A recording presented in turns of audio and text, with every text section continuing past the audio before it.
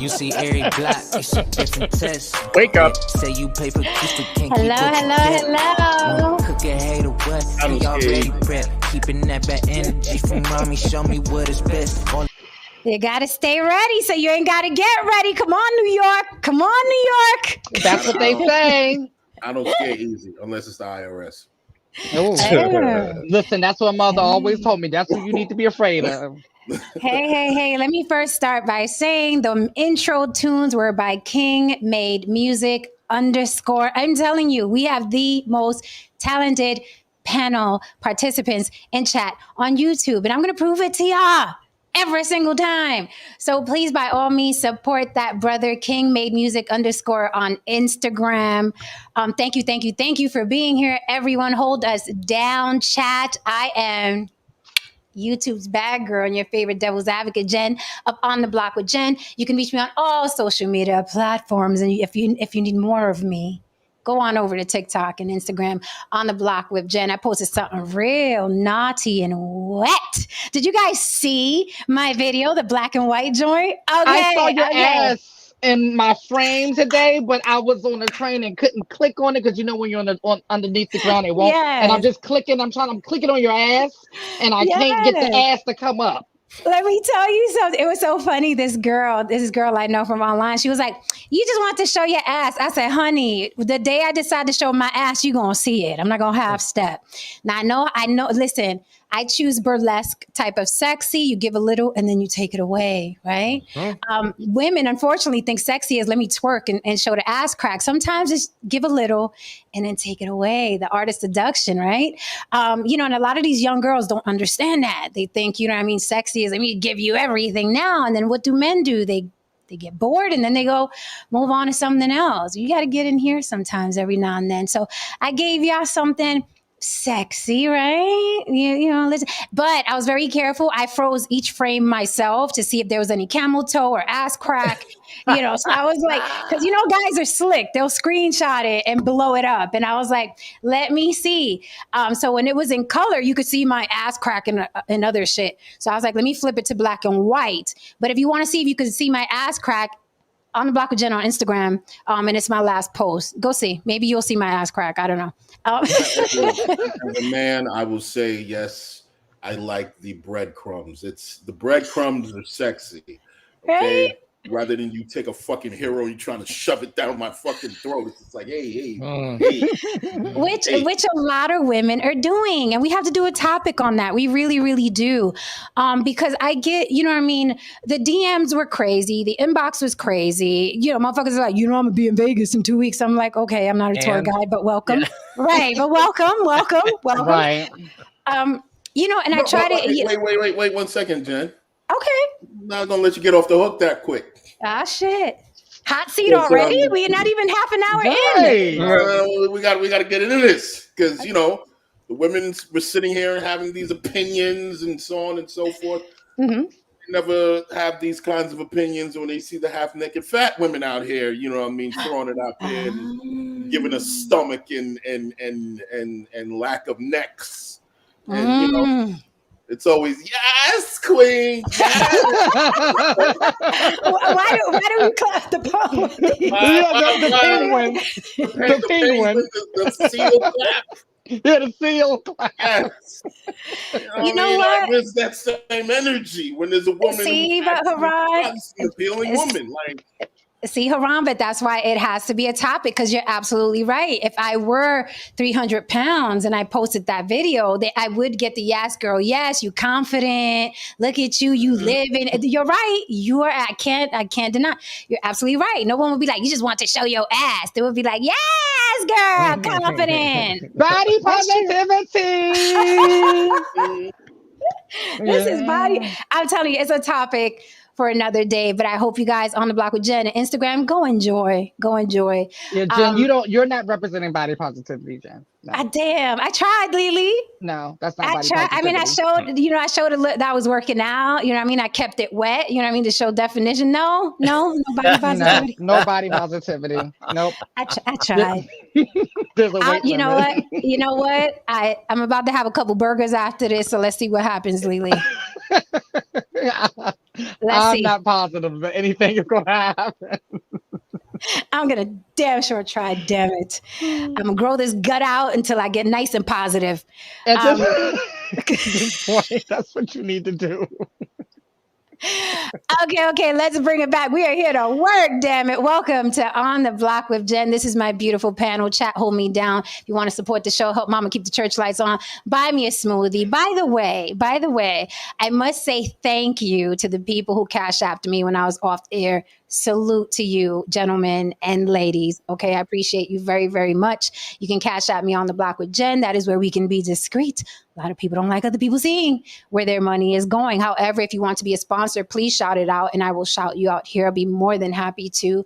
If not, if you don't give a damn, you want to throw your money all around the internet, throw it in a super chat On the Block with Jen. We will read your comment, pull it up here, and we'll dissect it. You're also welcome on the panel. Tonight's going to be hot. Okay, we're going to hurt feelings tonight with this subject. Tonight's going to be hot. If you want to come up and rebut and argue with us, you are more than welcome.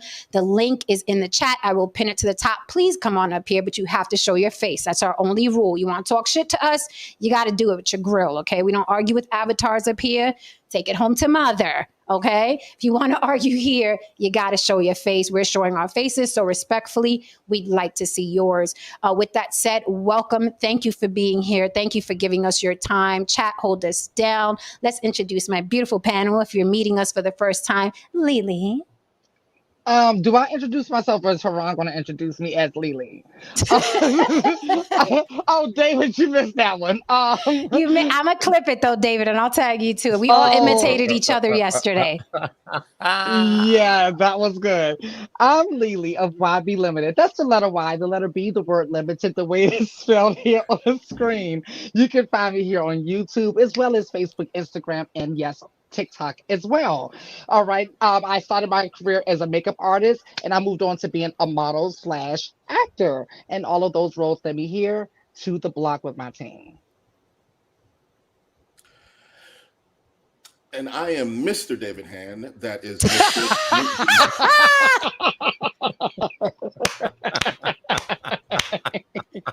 Spell out the mister. Right. Put some gray in that beard, man. Right. You're not going to get away with this, David. I am Heron DeMarco, musician, music producer. You can catch me as Dangerous DeMarco on Instagram, and you can catch me as Heron DeMarco on Apple Music and Spotify.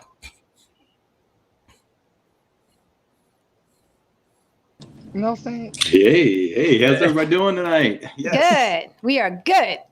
I'd like to say cheers to everybody. Had one hell of a day. Working on some content. Definitely working on some content. You can catch me at Saint No Saint on IG and YouTube. That's right. Working on some things, and as you can hear, I still have my dog. I'm working on a new studio in the next couple of weeks. You'll see me in a different place where it's a little bit more quiet. But right now, this is where we're at. And I am David Hand, Mr. David Hand, mostly on Instagram. I am a fashion model here in New York City. I'm also a runway coach, a model lineup curator, a show producer, blah, blah, blah. Surviving 30-something years in corporate life as a creative director, and now coming at you live on the block.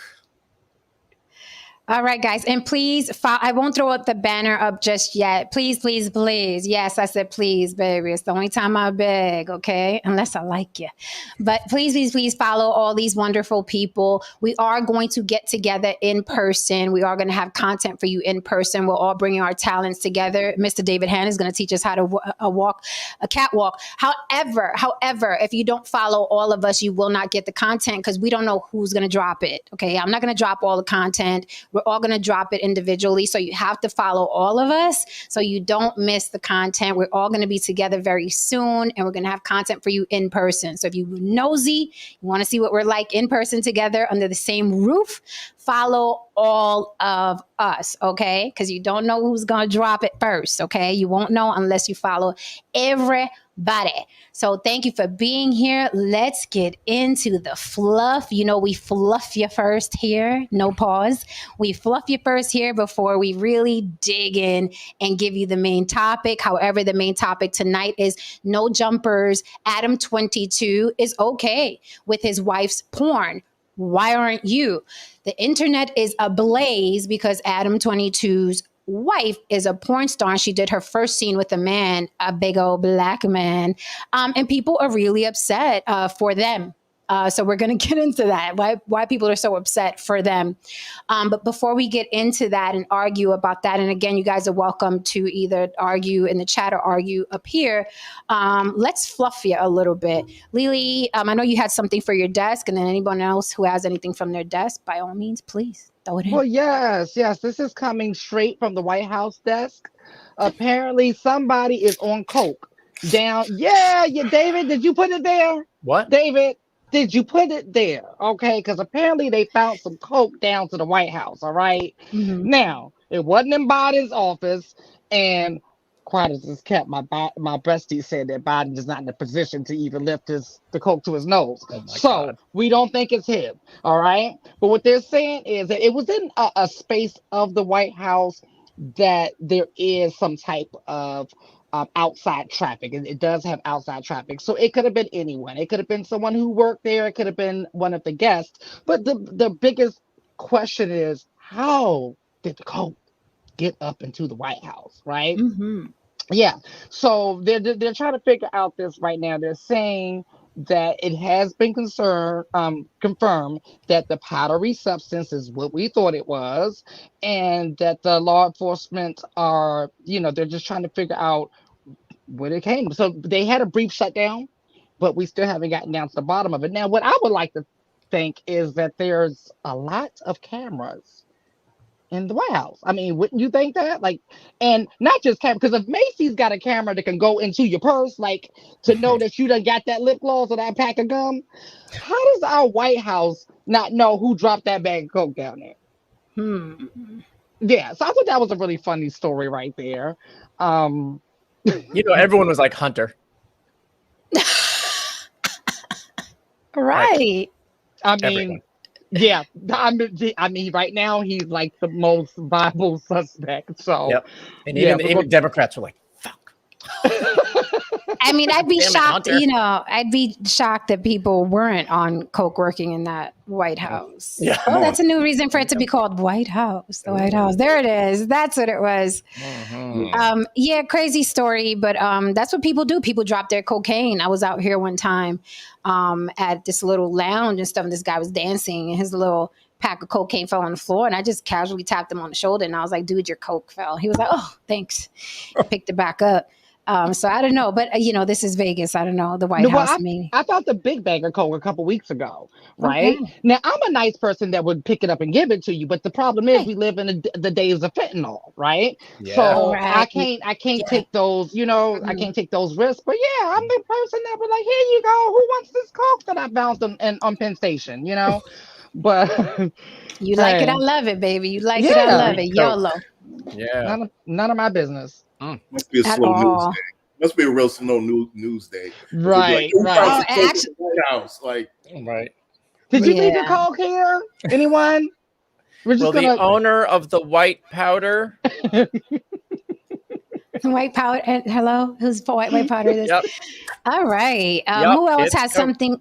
Oh, I'm sorry. have- Go ahead, David. I have a little something on my desk. Nice. I love Let's it. get it. Fluff us, 'Cause David. This has Fluff always us. kind of been like that mystery to me, but after 29 years, former mayor of New York City, Bill de Blasio, and his wife, Shirlane, are separating. No. They say that they are going to stay in the same house, but that they will date other people. And What? yeah, I know. It's a really interesting and evolved setup, I would say. Now, she identified in the 90s publicly as a lesbian. Okay. And Did she? she did.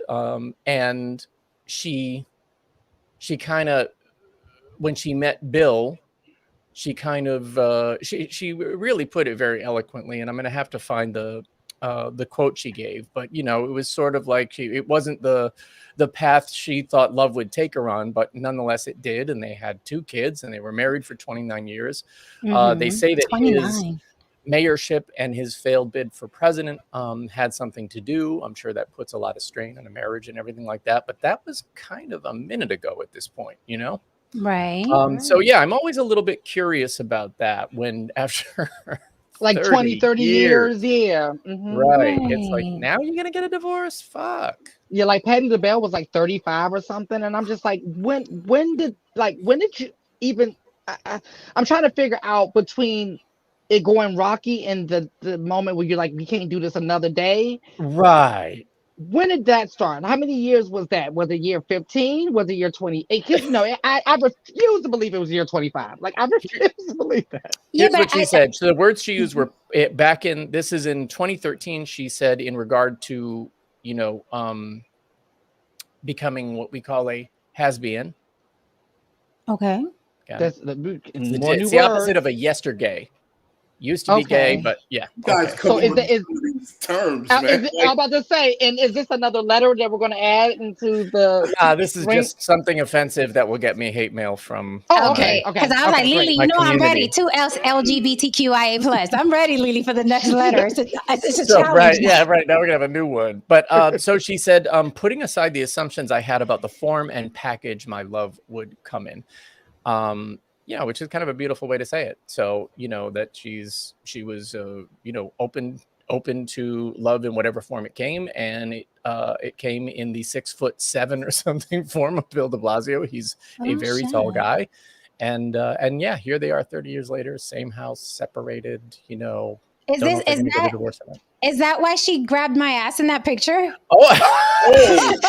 Exhibit A always shows up. Right. Exhibit A always shows up. Lord, look at y'all. Wow, that's a throuple right there. I was just about to say that looks like a porn moment. It's like the next season of White Lotus or something. Hello. I mean, listen, you know, I got stories for days, but I will say this.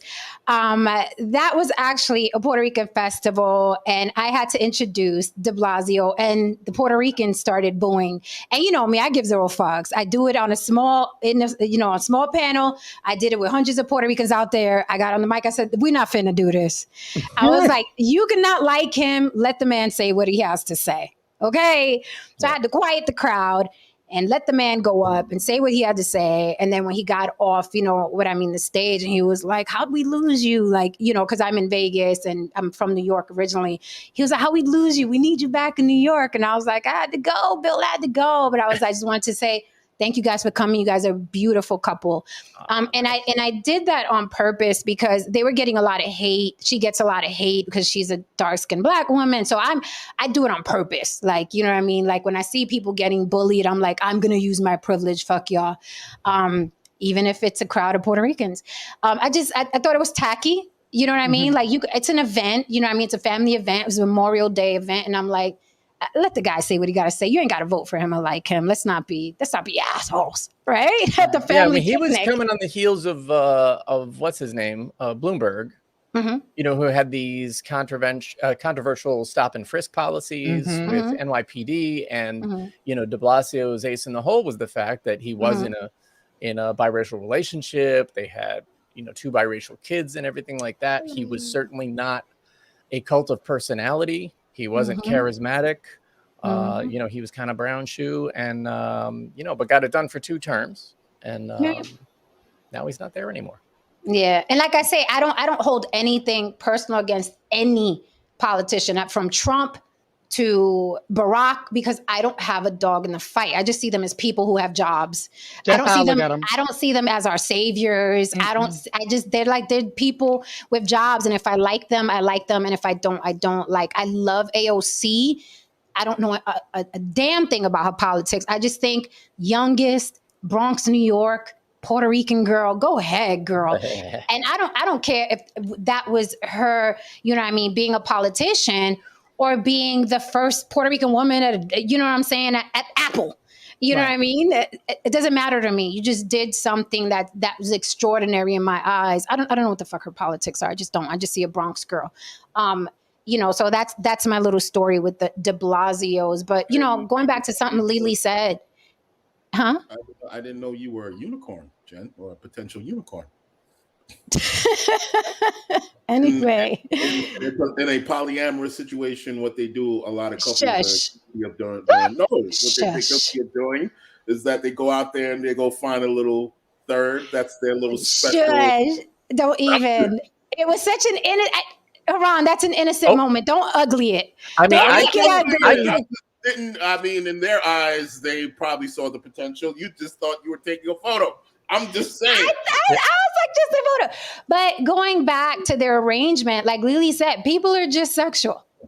Right? So she found her love with a woman way back when, and then she found love with de Blasio, and I mean they were together for decades. And again, it shows that relationships are changing. It's not traditional anymore. I would love to, people are, you ever going to get married? I'm like, if I can find a man that accepts that maybe we live in two separate homes or two separate sections of the house, you're not going to be on my ass and I'm not going to be on your ass, then yeah, I'll get married. Yeah. But what man is going to accept that? I don't know. If he's out there, maybe he is, but I don't feel like searching for him. I got other shit to do. Right? Also, these are, they're, I don't know how old their ages aren't in the article, but they got to be in their 60s, right? Mm-hmm. Yeah, roundabout, I would say, I would guess. I would think. And so at this, to like, what's that? I have a different take on this. Oh, but like entering the dating pool, at 60, it's, that's also a, sort of another interesting factor of this. I mean, granted, they're both, accomplished professional people with bank and all the trappings that come with it. But, I think that's another interesting aspect. Haran, I'm dying to hear what you have to say. I think she's just like, okay, this guy's political career is in the toilet. He's maxed out. He's peaked. I got a couple of quadroon kids out of this. I got some money over here. Let me go back to this box. I don't need to put up this charade any longer. Let me go back to this box. Let me still live off these resources and ride this son of a bitch to how many years I got left. Sounds like a hell of a retirement plan. That's just my take on it. I think, but you know what? I think they both got if that's the case, or if that's not the case, if it's what Jen said, or if it's what you said, I feel like both of them are still getting what they want out of the situation, and that's all I really care about in life, right? Because let's just assume that it was a political arrangement. Well, he benefited, she benefited. David, no. I'm with your face, David. I'm with your face. You're with David's face? I'm with years. It wasn't political. They weren't political. They were working for Mayor Dinkins when they met, they were office workers, it wasn't like they were who they are now. Yeah, I'm with David's face, because if you are going to do the political arrangement, why pick the darkest black woman you can find? I would think you pull that cookie cutter Stepford wife if you're doing it for looks. That shit created a hell for him and her. And then the mixed kid said something one time and all hell broke loose. I remember that. I don't remember the exact story. One of the mixed kids said something. He had a huge afro and he's standing there and he's saying it's like all hell broke loose. So, oh, wow. I do remember that story. But, good luck to them. More fucking power to them. You know what I'm saying? Obviously, they decided the arrangement is what makes them happy. Everybody else can fuck off. Yeah, Crazy Legs is in the motherfucking building. What's up, Legs? I called you back. You didn't answer. And life moves on like this, okay? ¿Qué carajo? Coge el teléfono cuando yo te llamo. Sit. What's up? You want some new shit after that black and white video? Okay. You can't put bubbles on a motherfucker. They don't act the same after bubbles. We don't act the same after bubbles. Nope. Let me tell you something. Everybody was like, yo, look at your muscle tone. Look at your back. I'm telling you, y'all got to go to On the Block with Jen on Instagram. I get it. Listen, That gym membership is definitely working in your favor. It's coming. It's coming. Crazy Legs says, shout out to the panel. What's up, What's Legs? up, You know we Crazy? love you here. We love you here. Crazy Legs is about to do something crazy. He is doing his last B-boy performance coming up in August. I am fucking livid. I won't be there. I thought it was going to be next year. He's talking about, no, it's going to be in August. So he's been training and practicing to do that for the 50th anniversary, the 50th year anniversary of hip hop. So that's coming up, and that's fucking outrageous. It's amazing. So go to Crazy Legs and you'll see he put up some videos of him practicing for that event. It's going to be iconic. Like, to see Crazy Legs back on stage is going to be fucking iconic. So I'll be cheering for him. We should all be cheering for him. The man can still throw down. Okay. So salute to Crazy Legs always. I want to say something too, Jen, about something you said earlier about everyone taking it off. Yes. So I'm seeing a lot of women in music that are speaking out. And specifically, they were talking about the Essence Festival this year. A lot of people were disappointed with a couple of things. I'm not going to go as far as to say disappointed with the whole Essence Festival. I did hear disappointment from the vendors, but we take that with a grain of salt. That could be a million different reasons why the vendors didn't make their money back or whatever. But the biggest thing that I'm seeing is people, Janelle Monae, she flashed her breast on the stage. Correct. Okay. And someone else took it off. Oh, no, they didn't take it off. Meg Thee Stallion had the twerk thing going on the stage, like some type of like letting the girls come up and they're twerking. At the Essence Fest? And that's the issue, what you just said. It's because the issue is because we always had safe spaces of class, right? And now those spaces are even being infiltrated, right, with the debauchery and the degeneracy. And that's the issue. And that's what pissed people off, because they're like, okay, what else do we have left? We don't have anything left where we can have, because that's a family event. That's a classy event. Correct.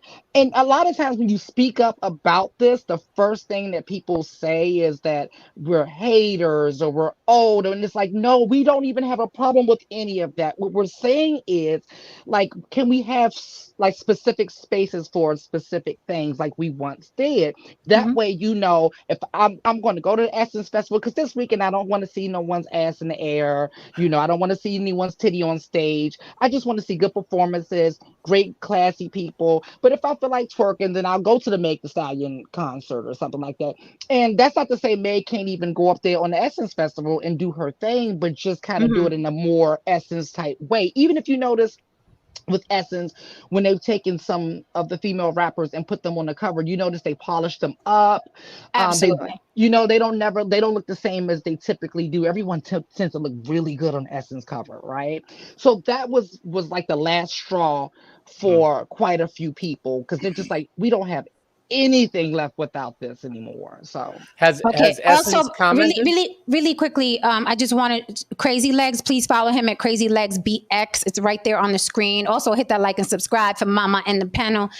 Crazy Legs BX, please follow Crazy Legs to see his journey to his last B-boy performance. Continue, David. I am actually going to pull up what you're talking about, Lily. Go ahead. Yes, and David's point, that's the part that pissed people off when it was Essence response or their post to it.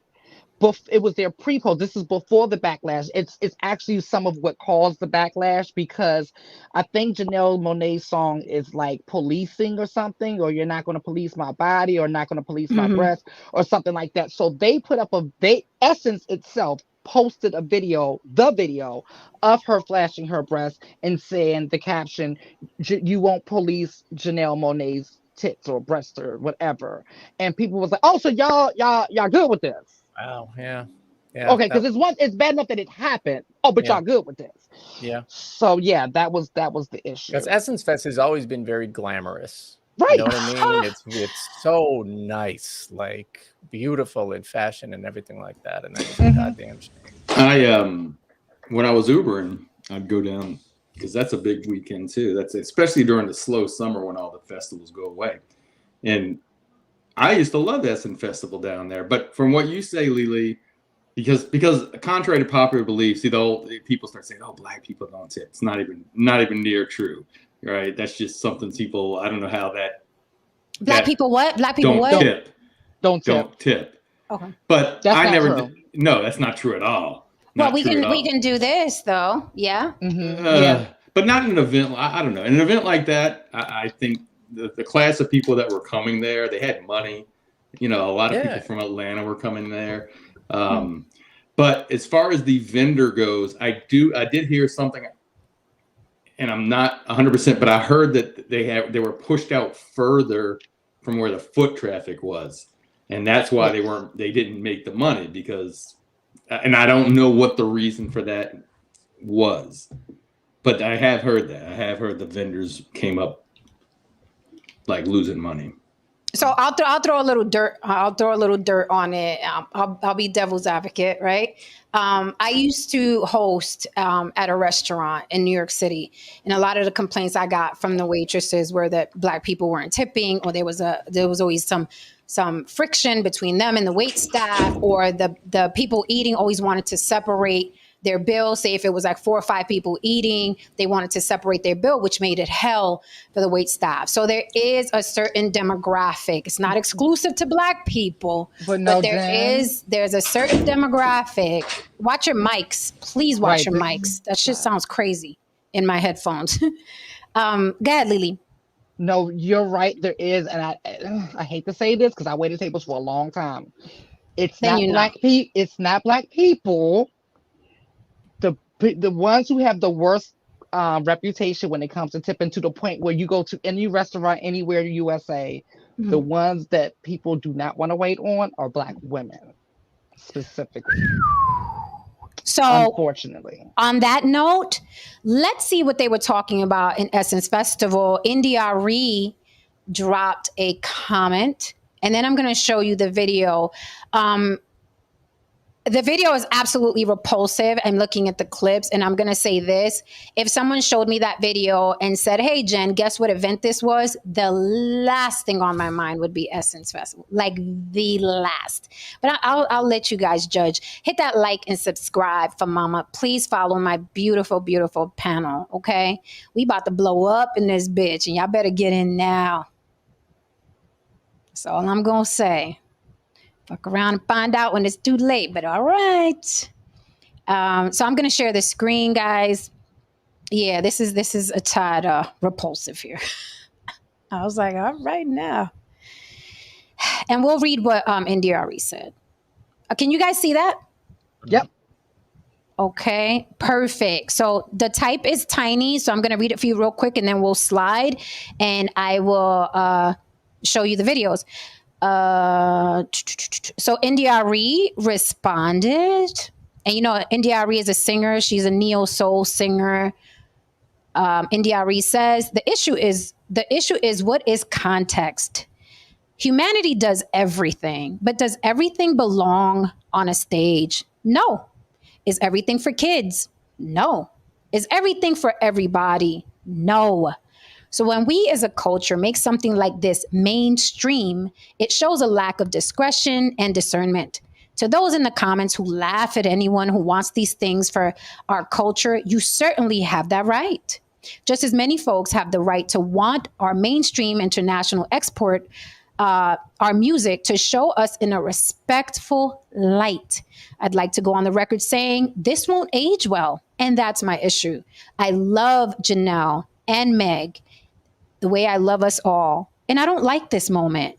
Don't bother debating me, laughing out loud. I don't care. And I do this for 25 years. I've done this. So read, ponder, or don't. Now let's go to the videotape. She's not the average girl from your video. No. And she ain't built like a supermodel. And she's not her hair either. So don't go there. Okay.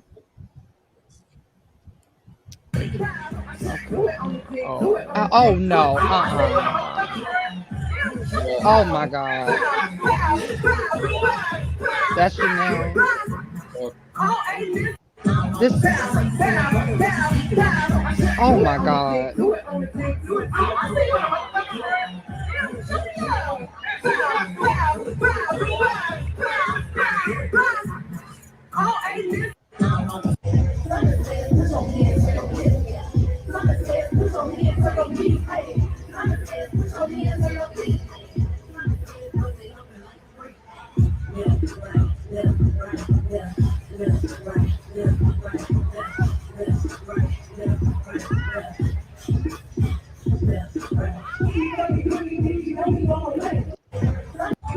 Wow.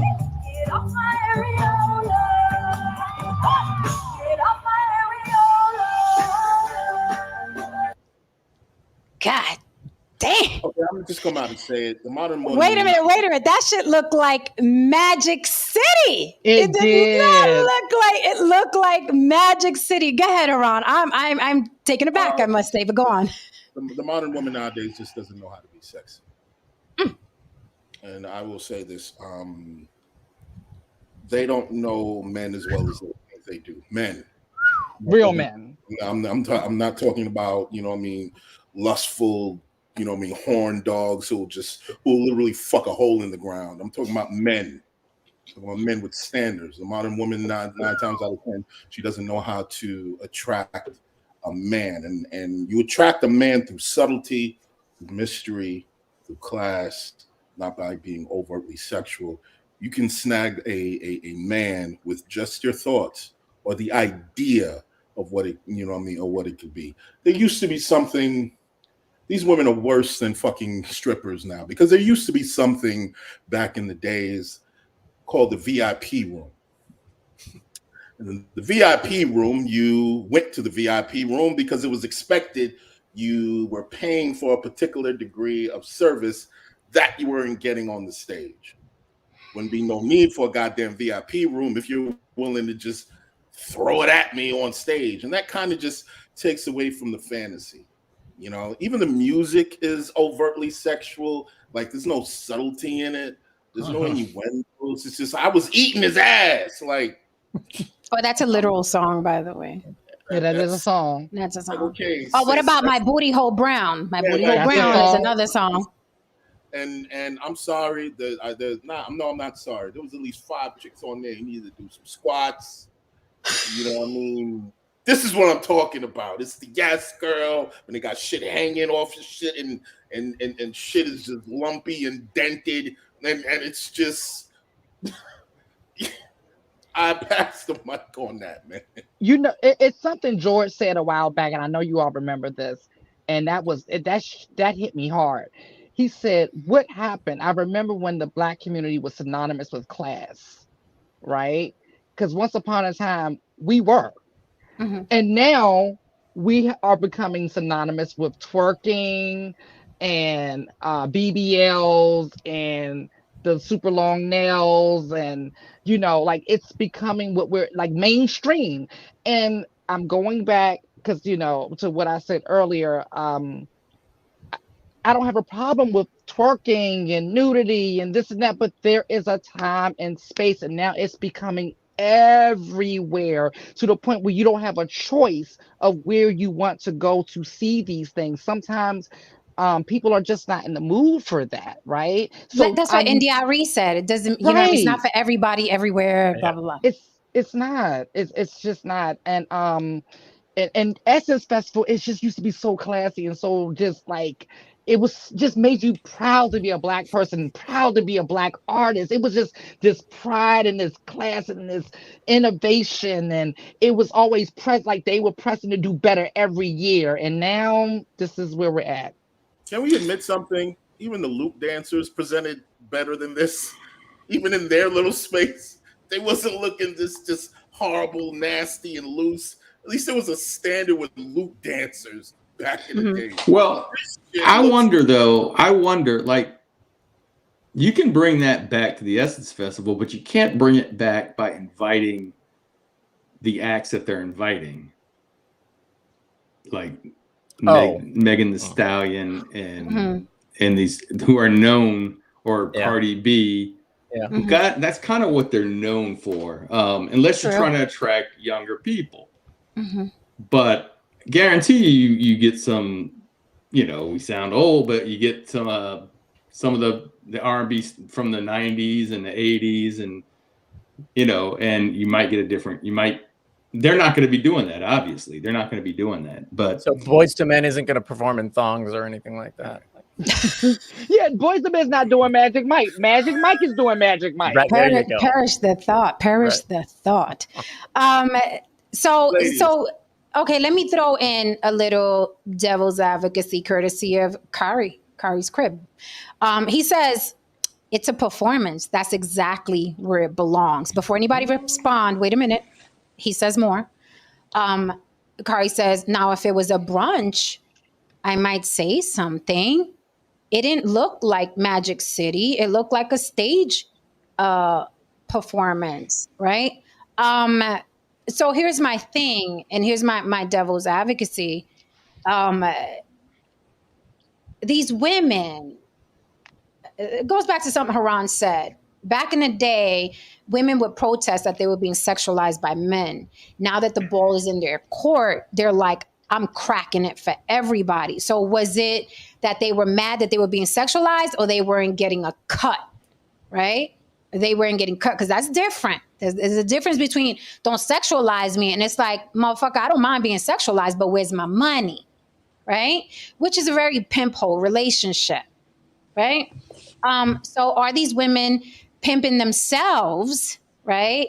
Under the umbrella that men like Kari and many other millions of men are going to applaud this and fight for these women to act this way? Are the women leading the men, or the men leading the women? Because remember, the Black community we've established is a matriarchal community.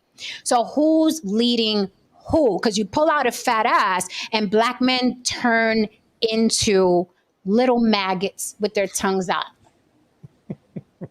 That's what they turn into. They have no discernment. They get these women pregnant, and they're crying in court. They have no discernment, no dick control. And you guys can get mad and clap back. Cam up. The link is pinned to the top. If you want to say some shit, come on up here or super chat it. So, devil's advocacy. Is it because these men are saying ain't nothing wrong with that? That's a performance. That's where it belongs. Mind you, I always go back to that restaurant where those women, Kitchens and Cocktails restaurant owned by attorney Kevin Kelly, when those women were twerking in his restaurant, he told them, get the fuck out. Black people, Black women specifically, turned on him and tried to shut this man's restaurant down, something that he worked hard for. And he literally said, I want somewhere for us to go and get dressed and have a nice dinner and have a good time. And those Black women were like, fuck you, fuck your family, fuck your life. You ain't let us twerk on there. Fuck everything. They protested in front of his restaurant, for God's sake. So who's leading who? Kari likes it.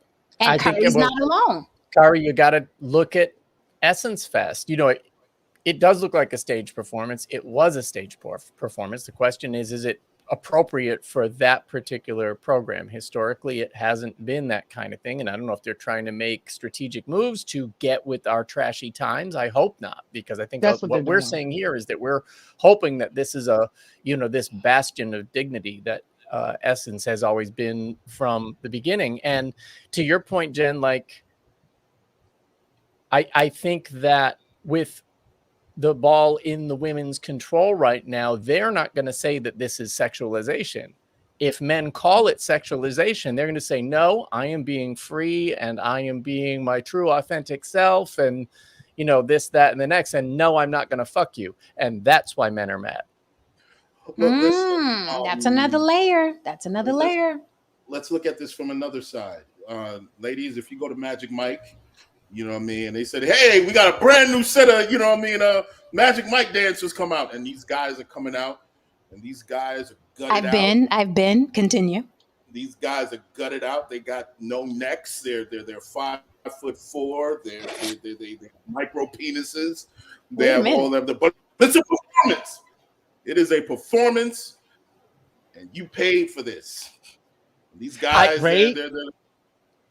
yes. Are you as supportive?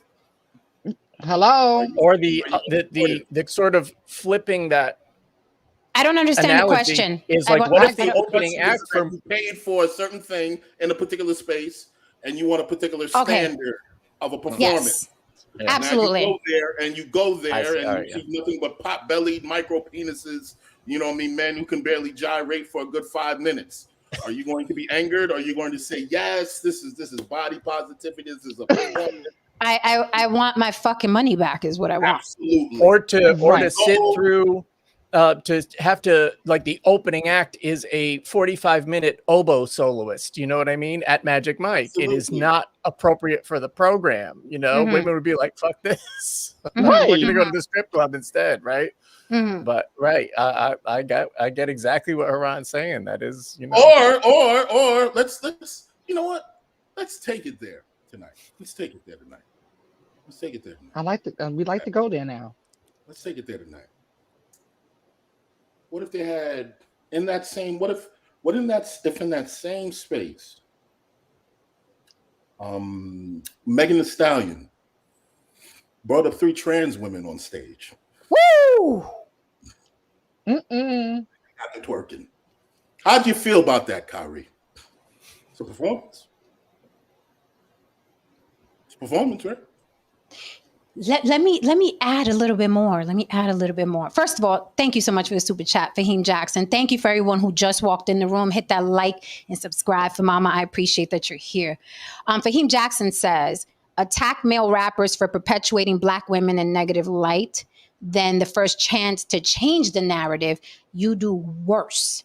It's like Right. Black cinema. We are mad about trash movies, but we make trash. Okay.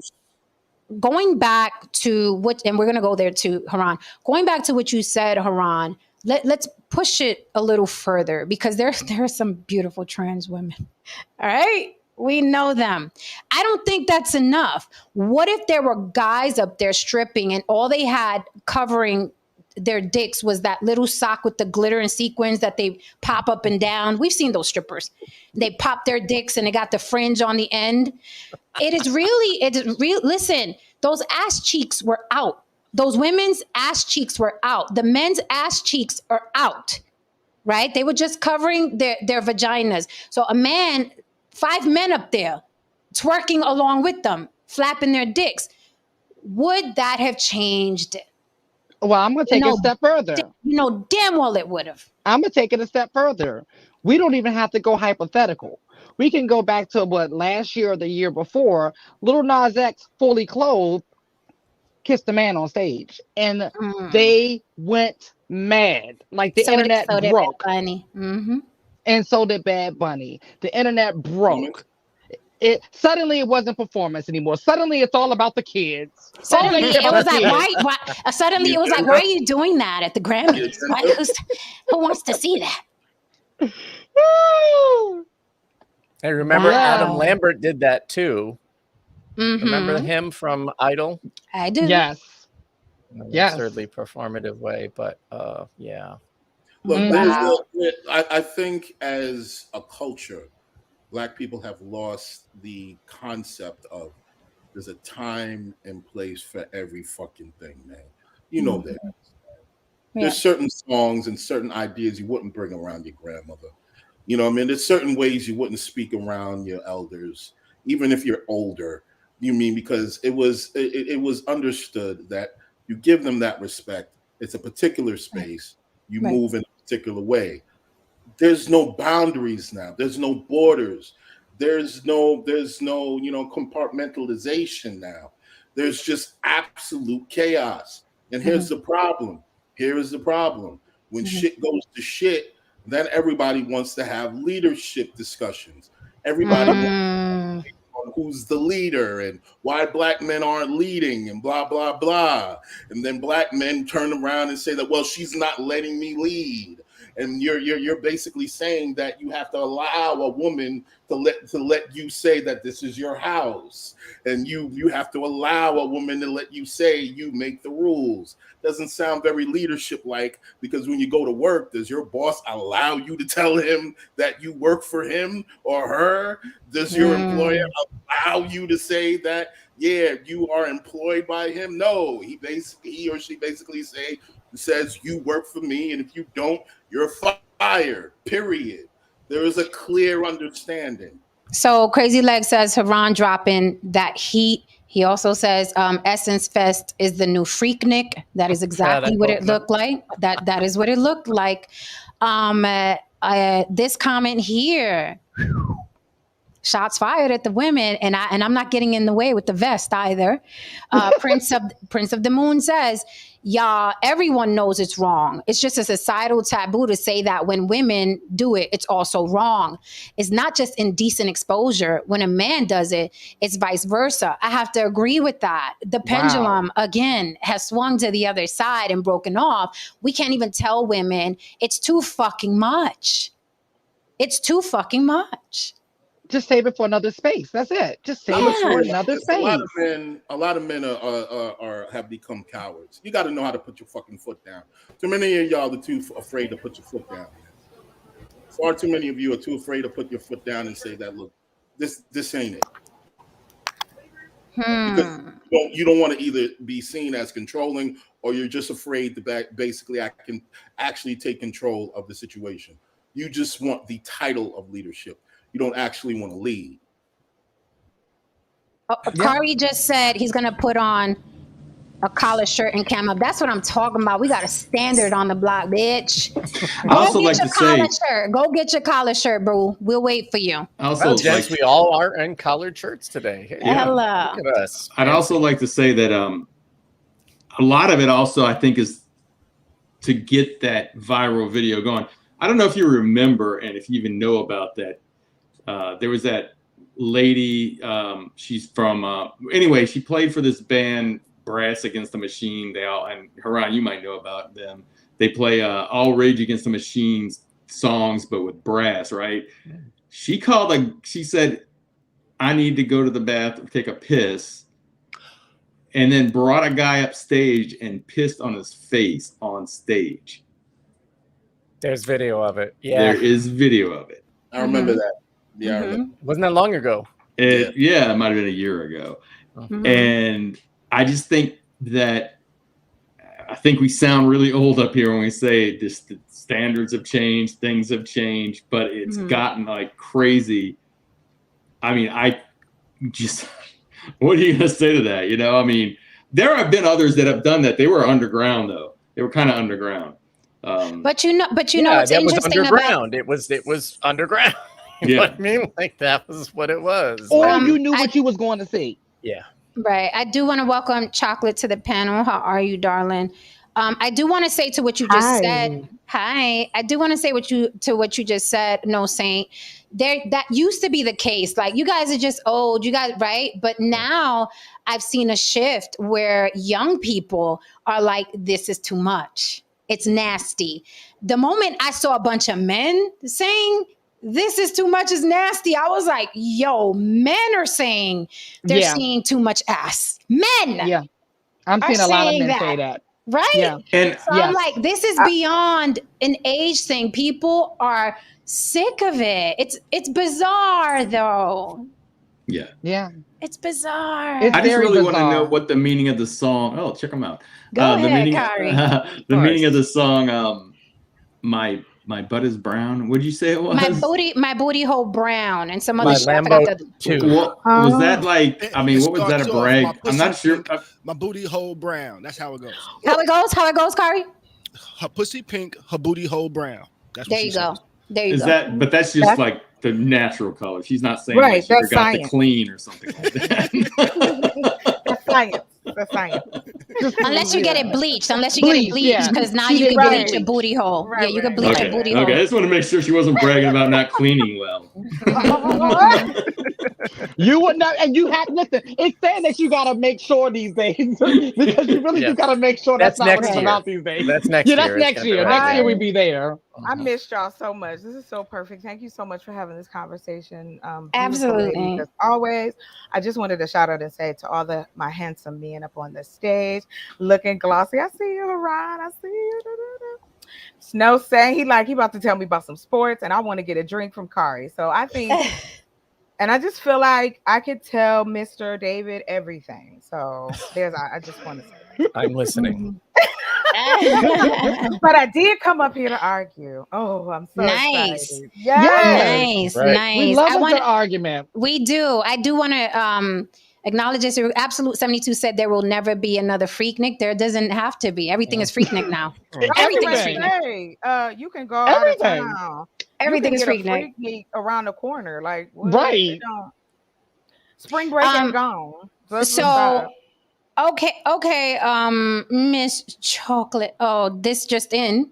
Cardi B is pregnant again. Good. Maybe she'll sit down for the next fucking 9 months. I'm sick of her ass too. We won't. That's my girl. Shout out Cardi B. I love her. There you go. Go ahead. Okay, so you're here to argue, Chocolate. What you got? Yes, I am. I love the sexual revolution that is taking place in the current time. I feel like if you don't like it, shut your eyes, change the channel, stop complaining. I am in that age group where the Freaknik was around and booty shorts, Daisy Dukes. This isn't new. So we've heard the same conversation in the 90s. We heard the same conversation in the 80s. Sex is what it is. We are supposed to be natural. Now, if you want to get on stage and get pissed on, that's your choice. I'm not here to tell you. Now, do I think that's safe? No, I'm bothered by that. But it wouldn't get me to the place where I feel like, oh, well, you shouldn't do that, or so on and so on. As long as it's consensual. Wait. Let me interject. It's not the piss isn't safe, or the sexual behavior isn't safe. What do you feel not safe about? Just the pissing. Okay, just continue.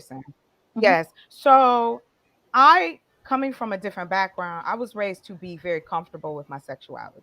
I don't have a problem with the things when people say, oh, they watch porn or they do this. We are just a sexual people. But the problem is, and why all this complaint about it's too much, is because we've been indoctrinated to be these, oh, keep it inside, close the door, it's too much, I can't see it. So don't look.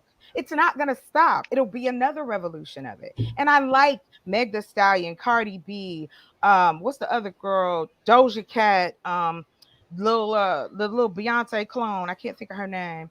And when I hear it, like I heard India Arie had something to say about Janelle Monae's video. Have you guys seen that video? We played all of that. Yeah, we just played it. Have you seen the Essence Fest performance? No, I haven't. I didn't watch it. But I did. No, I've been busy. I moved. So I've been busy and I haven't had a chance to do it. But I am a huge fan of people being free with their sexuality. Now, do I think that there should be certain things on TV or whatever? No, but what can you do about it? Because even though it might not be on the top channels, that's going to be on YouTube, Instagram, TikTok. So really, I think the conversation should be, why do you feel so uncomfortable about it? And that's the argument. Like, why are you bothered by another body? It's a body, your body or their body. And if they want to express it to you that way, it's art. And we always want to blame music and we always want to blame the rappers and things like that. But there are silent people out here who buy in and promoting. The last time I checked, all the tickets got sold out as these women are performing across the world and the country. So I just wish everybody would stop being so uptight, take that stick out their ass. All right, that was what I wanted to say. Okay, do you I'd like to show you the video. Since you do have a different stance. We love it. And we fucking love it. So let's show you the video really quickly. Oh fuck, where is this shit? Sorry. Let's find this. And for anyone new in the room, please hit like and subscribe and follow my beautiful panel. Listen, nobody does it like the block. I'm just saying, I'm so fucking proud of us. Look at this panel. Shit. We don't for no damn reason. Nothing like this on YouTube. Not a damn thing like this on YouTube. And we enjoy the rebuts and contradictions. All right, so I'm gonna share this again for the people that just came in for chocolate and then chocolate, because I think the visuals are important. Share the screen. Just give me a yeah, you can see it, guys. Can you see it? Yes. Yes. Okay, because I'm not. All right, so let me play this really quickly. So, chocolate, this is what they're complaining about Essence Fest.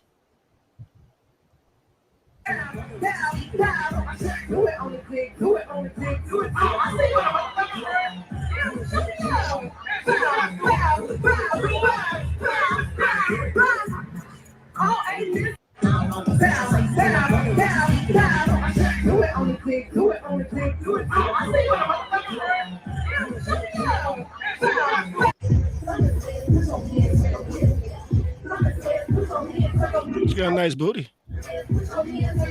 I have to agree with you, sir. I didn't even hear "Do It on a Dick" the first time.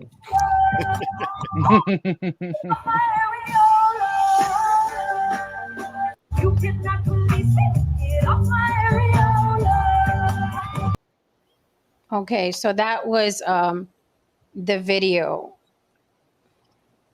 Okay. So what was the problem I have a again? I'm sorry. question. Okay, yeah, we'll let people Question. rebut now, Chocolate. Yeah, I have Go a ahead. I question. think Haran. It looked like Haran froze. Are we concerned? Can anyone see me? Go ahead, Haran. Everything We all didn't right? hear you. Can you guys hear We me? didn't hear you. You Okay. froze. We All didn't right, hear you. cool. You froze. Okay, cool. So are we concerned about the children in this situation? Now, why would we be concerned about the children? Because it's Essence Fest? Okay, so keep Because that in they're mind. children? So yes or no? Yes or And no? that's Are we concerned about well, Does it I've- matter I've- where? are Does we it matter concerned where they about are? the children viewing this? Wait, Are we concerned I've about never the been to children Essence viewing this Fest, and but so on? what's that? Are we concerned about these things? Are we concerned about the children viewing this kind of content on the internet and so on, being subjected to this kind of behavior? Are we concerned about that? I'm making a point here. I'm asking a yes or no question here. Is it He a said yes or he's no? not. I'm Kari not. said he's not worried about the children. No, I'm He's not worried so about the children. Okay, so is this only delegated to heterosexual people? Because anytime I see homosexual people expressing themselves sexually, we always worry about the children. I'm with you. I'm with you on that. Yeah, that's the same thing Like the politically. moment David Porter shows Yeah. up in a dress, not doing anything sexual, just in a dress, it's about an agenda and the attack on Black male masculinity. The moment Little Nas X kisses another person on stage, not gyrating, not having shit leaking out. We're worrying about the children. So I'm just wondering, when are we worrying about the children? Is it when it's only a homosexual act, homosexual people expressing themselves sexually, or is it we're not really worried about such things when it's a heterosexual act? I just need clarity so I know how to move forward and look at the situation. I would. Okay, whoever wants to go, because I'm all ready for that. I what you said is on point, and I'll just wait my turn. Well, I don't have a problem with kids seeing things like that. Okay. You know? All right, and Chocolate. You have children? Wait, do you have children, Like Kari? Yeah, I got two kids. My kids are both grown now. One's 20, one's 18. One's in the Coast Guard. One just graduated high school. Okay, been so when cursing- they were, so They've when been they were, cursing. They've been cursing since they got on the internet and started playing games with older people. I told them, hey, y'all can curse, you just can't curse at me. You know, they've been cursing since they was little kids. You know, so okay, so we got a little Jada Pinkett Smith with your because raising. I remember That's okay. I remember myself as a kid. I remember I was in first grade cursing, and I remember Gotcha. somebody saying, "I'm gonna tell your mother." And when I saw them in the building when I was with my mom, and they saw me, I was like, "Oh, they're gonna tell my mom," but they didn't. But I just remember myself. So Okay. So hold on, I got a question. So you have two daughters, right? I have a daughter and a son. Daughter and son. So they didn't grow up in this particular time where it was just everywhere you look. Because this is the thing, you know, kids are going to mimic those things. They already are. They're having Krishan parties in the kindergarten and first grade now. They're mimicking what their parents are watching, and you know, they want to be a part of this culture because this is pretty much the only culture they're seeing at this point, right? So would you have wanted your daughter at a young age emulating what they're seeing on stage? Because that's what's going on now a lot in this generation that we're dealing with now. She's tried, you know. There were times when her mom or her aunt thought it was cute that she would like twerk or something like that when she was little and things like that. And I'm like, no, that's just not appropriate for her, you know. She It's can not see y'all appropriate do for your daughter, but everybody else. right, not appropriate for her to do. But y'all can do it in front of her if y'all want, but just don't tell her to do that at this point in time because that's just not her. But I can't control everything that she sees in the world. So instead of saying, hey, this is forbidden for you to see, I talk to my kids about it. I say, hey, that's not appropriate for you to do. But I don't say, hey, you can't ever see that, or don't ever do that, because I know when they get of whatever age they get, they're going to do what they want to do. You know, I just got to hope that I teach them to do right from wrong and do what's best for them, which is what I try to teach them without trying to hide things from them. That's just my philosophy. I didn't try to hide things. I didn't hide my smoking weed from them. I didn't hide my cursing from them. I didn't hide anything that I did from them. You know? You know, the problem I have is Haran makes a great point. People talk a big game when it comes to the children. For years, going to Mardi Gras parades, watching the young women gyrate to Push It at age 9 or 10 or whatever the new song was, you know, today, and they still do it. And I would think to myself, and maybe they were 14 or 15, you know, high school bands, and they're you know, looking, maybe twerking, but it's very, very out there. And I'm like, I don't know if I should be clapping for this. You know, I mean, this is somebody's, and it starts young. They have these little dance squads, and it starts young. And I'm like, you want to give them encouragement, like, yeah, I appreciate what you're doing, but at the same time, you're like, this is kind of like it's kind of like Brooke Shields back in the day, you know, being over sexualized, and I don't know. It's a great question Haran presents, because people, on the other hand, will say don't put certain things in our children's face, or don't say certain things in the classroom, and all these things. So he makes a great point. True, and I'm worried about the kids. You know, I think that is early sexualization. And on Haran's comment, you know, we've been through it here right on the panel. There's constantly that line drawn by certain people connecting not being straight to being into kids. You know what I mean? But it also leads to really complicated conversations that young children, that we shouldn't have to endeavor with our children. You know what I mean? Like, it is a deep and multi-layered conversation that they're not ready to have, and it's not appropriate to have with them. You know, when we're talking about objectification, but we're talking about sexual freedom and, you know, this, that, and the third. Pride is very over-sexualized. Pride is a family event, though. You know what I mean? So I would be concerned bringing, you know, if my kid were small. I mean, I brought him to Pride when my son was young. I did bring him to Pride, but it wasn't, you know, that he's 24. You know, that was when we weren't all having our ass out all the time. But nowadays, I don't know. You know, if I had to do it again, I don't know that I would bring him, because I don't want to have those conversations with him, because I don't think they're appropriate to have with a child. Right, I want to really quickly. I just want to say thank you, Israel Grace, for the super sticker. I appreciate you, sir. I do want to get into something else. This was I just want to show really quickly. I want to share the screen. I don't know if you guys know it or not, but Keke Palmer was out here in Vegas at the Usher show. She had her ass out as well. Her baby daddy took to Twitter and shared his disapproval. And now the internet is jumping down his throat, because how dare he want his baby mama to hide her ass from the world? He is a bad, bad, bad man, because her ass can be out and belong to everyone. So I'm going to show you that video. You guys let me know what you think, if it's appropriate or not. And then I have a rebut for Chocolate.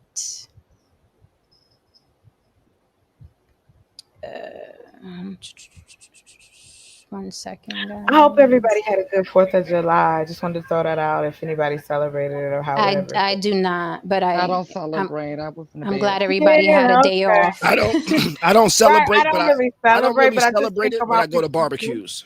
Yeah, that's what I was going to say. Like, right. I don't know why it always ends up with meat or some food. I'm down for that part. Like, that's cool. But I don't understand why we do it anymore. I went to a party yesterday. Actually. This dude just had to party every fucking holiday. But can you see the screen? Can you see the screen? Yes. Can you see the screen? Okay, so that's Usher. He usually does this shtick at every show. He goes to this particular part of the show. He serenades whatever woman is there. This time it was Keke Palmer. She's Kiki acting flattered. Look at the wig, honey. I love you, Usher. You know we friends. Kiki. Ha ha. Yes, honey. How you doing? Now let me make sure I show everybody what I'm wearing because I just had a baby and I gotta let them know I got that snapback. Yes, honey. We're gonna be in all the blogs tomorrow, Usher. Oh, I could sing too. Usher, I can sing. Let me show people my ass real quick. Otherwise, they will not post it. Yes, honey, I got that snapback. Watch this. Yes, honey, get a good look at that. Bye, Usher. I'll call you later. Angela Asset. A new name now, Angela Asset. Here's the funny thing though. I love the double standard. I love the double standard because when you're a man, you're hung a certain way. You can't go out the goddamn house in gray sweatpants without your woman causing some kind of ruckus. Like, how dare you go out there? Like, you go put on a nice loose pants, you animal. You're right. See, so, I was gonna say, for me, it just feels like men be mad insecure. You know, so you think her baby's father, he's just insecure? I think so. Okay. You know, I think a lot of people had that opinion. Yeah, because I think they would be insecure if their girl went out like that. That's just my opinion. You know, but okay. I always feel like if that's my girl, that's my girl. You know, regardless of how she dressed, if she want to fuck with somebody else, she gonna fuck with somebody else. You know, if she don't want to fuck with nobody else, regardless of what she wears, she's coming home to me. That's just how I feel. And if she can put on something and somebody make her feel a certain way because she put something on, then she ain't my girl. She ain't supposed to be my girl. Okay. I don't think we're just. I think that we're missing something here, and that's something that we're not addressing. Yeah, and but it might not be the same thing. You might not agree after I say this because what it is that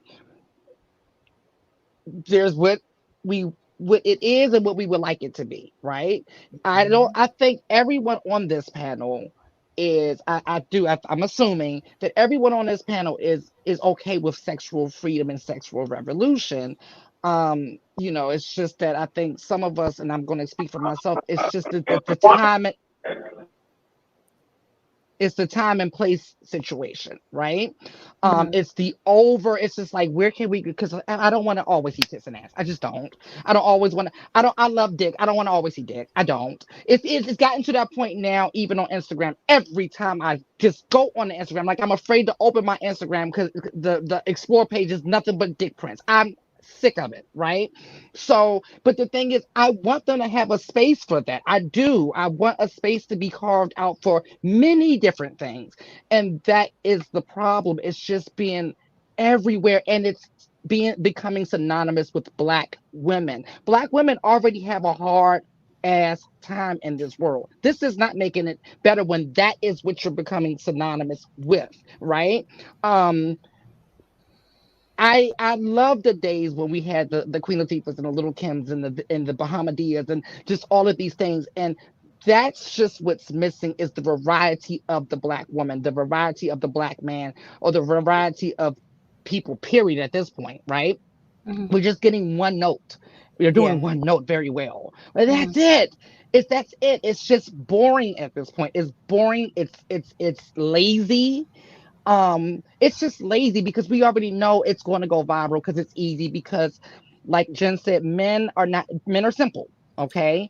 But this is the other part where I was about to go with is that not only are men simple, but men can be dangerous when it comes to these type of things. So if you go out wearing a certain thing, you should be able to, but you can't. Mm-hmm. In today's society, people are dangerous. This is a dangerous time to be walking out fully clothed, for God's sake. So, you know, so that's my issue. That's my big issue. So I want to really quickly, I want to welcome Chef Shapino. How are you, sir? I'm very curious as to what you have to say. What's up? I do want to acknowledge this comment. Prince of the Moon says he should have texted his baby mama, not made a spectacle of her having fun. Once again, time and place. If you're grown enough to have a baby, be grown enough to talk privately. He posted it on Twitter. I want to respond to that really quickly. Again, I said in 20, 30 years, we're going to see the impact of social media. You have to understand that social media is now, it is in people's veins. People don't text you. They throw it up on Twitter. They want support from other people. He wants other people to agree with him. He wants wants Keke Palmer to see that. These machines are now embedded, okay, in our DNA. This is how we express ourselves. People in the hospital, pray for me. People break up, they got to let you know. People are crying online right now. Look at my tears. People are telling people are oversharing. So this is a part of our lives now. So I don't even question anymore, like, why didn't he just text her? That's his baby mama. Because this is literally a part of our everyday. That's why he didn't text his baby mama, because he's doing it for the support of his following. He knows his following is going to be like, yeah, that shit ain't right, blah, blah. And it gives him support. People want support, right? They want to be agreed with. Another thing, really quickly, before I pass the mic to Chef, because I'm super curious what he has to say. Crazy Leg said, at what point does accountability start or end? And really quickly, to rebut to Chocolate, here's the thing, the problem I see with Black women. And I did a video on it maybe 2 years ago titled, Black Women Help Us Help You, right? The premise was, you are the most disrespected, unprotected woman on the planet. Whether you like it or not, you can't have both. Sukiyana can't talk about she's eating ass, sucking ass. She can't throw her face in Drewski's asshole on stage. And then when someone shows her a picture of a dick and says, yo, I want to know what you about, if you really about it, or when someone tries to forcibly kiss her, she can't cry about it. You cannot be both. It is insane to me. Okay, it is insane to me. And this is where I'm not going to blame men. You cannot constantly dangle a fucking stake in front of a gender that was raised to conquer pussy. That is how they're raised. Black men are over-sexualized. Black women are over-sexualized. So this sexual revolution you're talking about is bad for Black women. It's never fared well. It's never fared well, maybe for white women. Maybe for the hippies in the 70s, but it never fares well for Black women. So I find it very ironic that Black women are pushing for that. Yes, hey, let's take out our ass and tits. The minute you're disrespected by a rapper, a politician, the guy on the corner, then you want to cry, nobody respects the Black woman. We're the most unprotected. Protect Black women. You cannot have your feet in both places. Now you can, but people are going to say you're full of shit. So if you're ready to accept the brunt of people saying you act like fucking hoes everywhere you go, even at places where you're supposed to be sitting down and having a fucking simple dinner, your big ass is on the fucking counter twerking and cracking your ass, you're going to get pushback from society, from Black men, from other Black women that don't act like that. But you can say sexual revolution. But remember, you're also the most disrespected and unprotected. So I'm just curious, and I'm sure a lot of other people are curious, which one do you want to be? Do you want to be America's biggest victim? Or do you want to be the biggest hoe in the country? Because right now, y'all are looking like the biggest hoes in the country. And that's just me keeping it 100. You're not looking, you know, Dr. Umar said the other day, just look at Twitter. Does it look like Black people are having a bad time? Do they look oppressed? I mean, Essence fans, there's nothing but Black women up there bent over with their asses cracked. Do they look oppressed? Do Black women look oppressed? Do they look like the most disrespected and unprotected? Because let me tell you something. A bitch that gets on stage and cracks her ass in front of everybody, knowing that she has to walk to the garage by herself, she don't give a fuck about protection at all. At all. She's like, come look at my ass, come look at my pussy, and I walk to my car. I don't give a fuck. Ain't nobody gonna do shit. So which one are you is my thing, because you're confusing people. Either you're crying about being a Black woman or you want to present yourself as the biggest hoe. The sexual revolution of any sort has never fared well for Black women. With that said, before Chocolate rebuts, I do want to get Chef Shapino in here because I am curious what he got to say. Welcome to the panel again, sir. What you got for us? Man, listen. So I was telling my mama earlier today, Mama, she was telling me stuff not to do. And I said, Mom, one thing I don't want to do is be one of those people that Jen has to cuss the fuck out. Man, your rants are like, excuse me. Sorry about that. I be preaching, Chef. I be up here in the pulpit. Let me go back to this thing. I might lose y'all. Damn it. Sorry, we could hear you. We could hear you fine. Okay. So wherever you guys are, let me just say this. Can you hear me?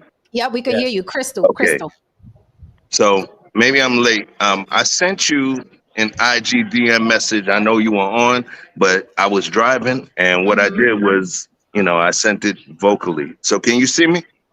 No. We can't see you, but we can hear you fine. I'm sorry about that. I know you're the cam up police. In Yeah, this but Yeah, you there we go. got There you. we We go. got you. Cool. I don't want to get And arrested. he's back. All He right. said the So, come up police. Facts. no, but it keeps Facts. us honest though. So I'm gonna go back to when I was on the road. That conversation. It was a conversation about Janelle Monae. And in terms of this conversation, I was in the music industry from 16 when my best friend and part of my rhyme crew became a artist, and we were on the road. I graduated 6 months late in high school because of him. There's a guy named Special Ed. I've been around. I met a lot of people. I've dealt with celebrities, and I don't have to name. But in terms of the situation specifically with Janelle Monae, I will say this. I understand what's happening and why. And pardon me, my little sister's in town, and I'm in a hotel lobby, right? Okay. So let me say this to you. The label she was signed to for majority of her career was Bad Boy. She always was an artist that was before her time, all right? And she's always actually been part of the LGBTQ community. But what happened was her label stifled her in terms of that because she was ahead of her time. And she came and she was signed to Bad Boy. She was in a situation where she was not able to embrace her true self. But then guess what happens? She's sitting there, she's watching the young MAs, she's watching all of these different type of artists and celebrities that are able to release and expose their true selves, right? And monetize on it. So when I say this, and I'm going to be very limited in how I speak because of my connection to the situation, I knew that, what's going on, brother? I knew that she was bi for the time that I knew her. But you never knew that. She did movies, she did everything. Now, all of a sudden, if you listen to the words and listen to the songs, the first couple of singles on her new project, these are what I would call LGBTQ related songs.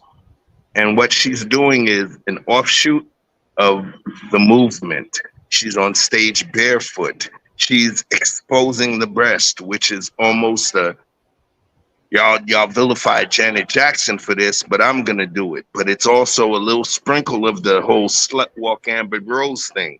And so when I look at it in terms of how I know her, and if she happens to watch it, it's just me being honest. And I would say this.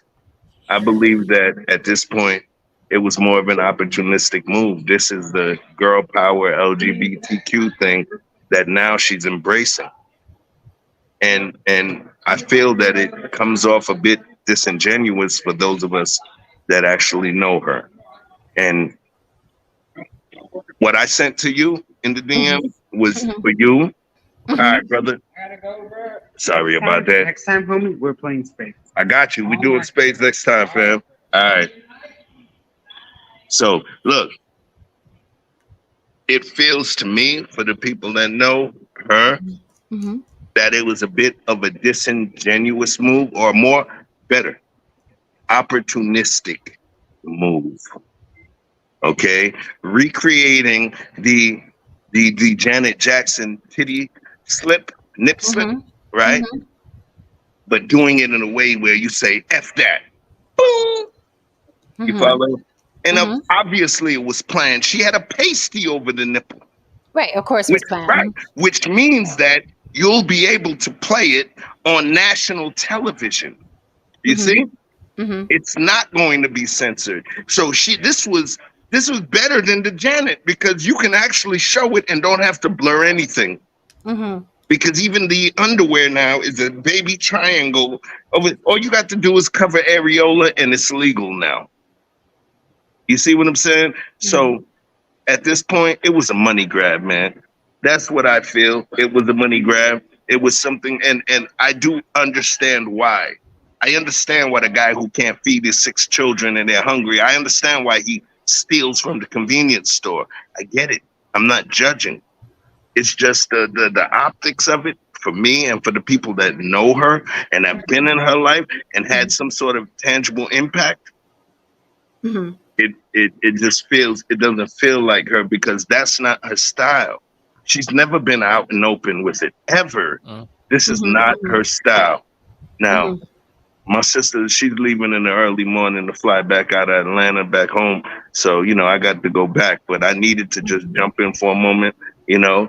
And so what I sent you, you know, you can show it to them. I don't care. But what I sent to you in DM is just for you to understand that I didn't just come up here to just talk shit. It's because I actually know. And she's a beautiful person. She's a beautiful woman. But I do believe, and she's a wonderful person, Jen. All bullshit aside, like you have no idea. And she can stand around you. You keep your mouth closed. She makes your teeth look yellow. Okay.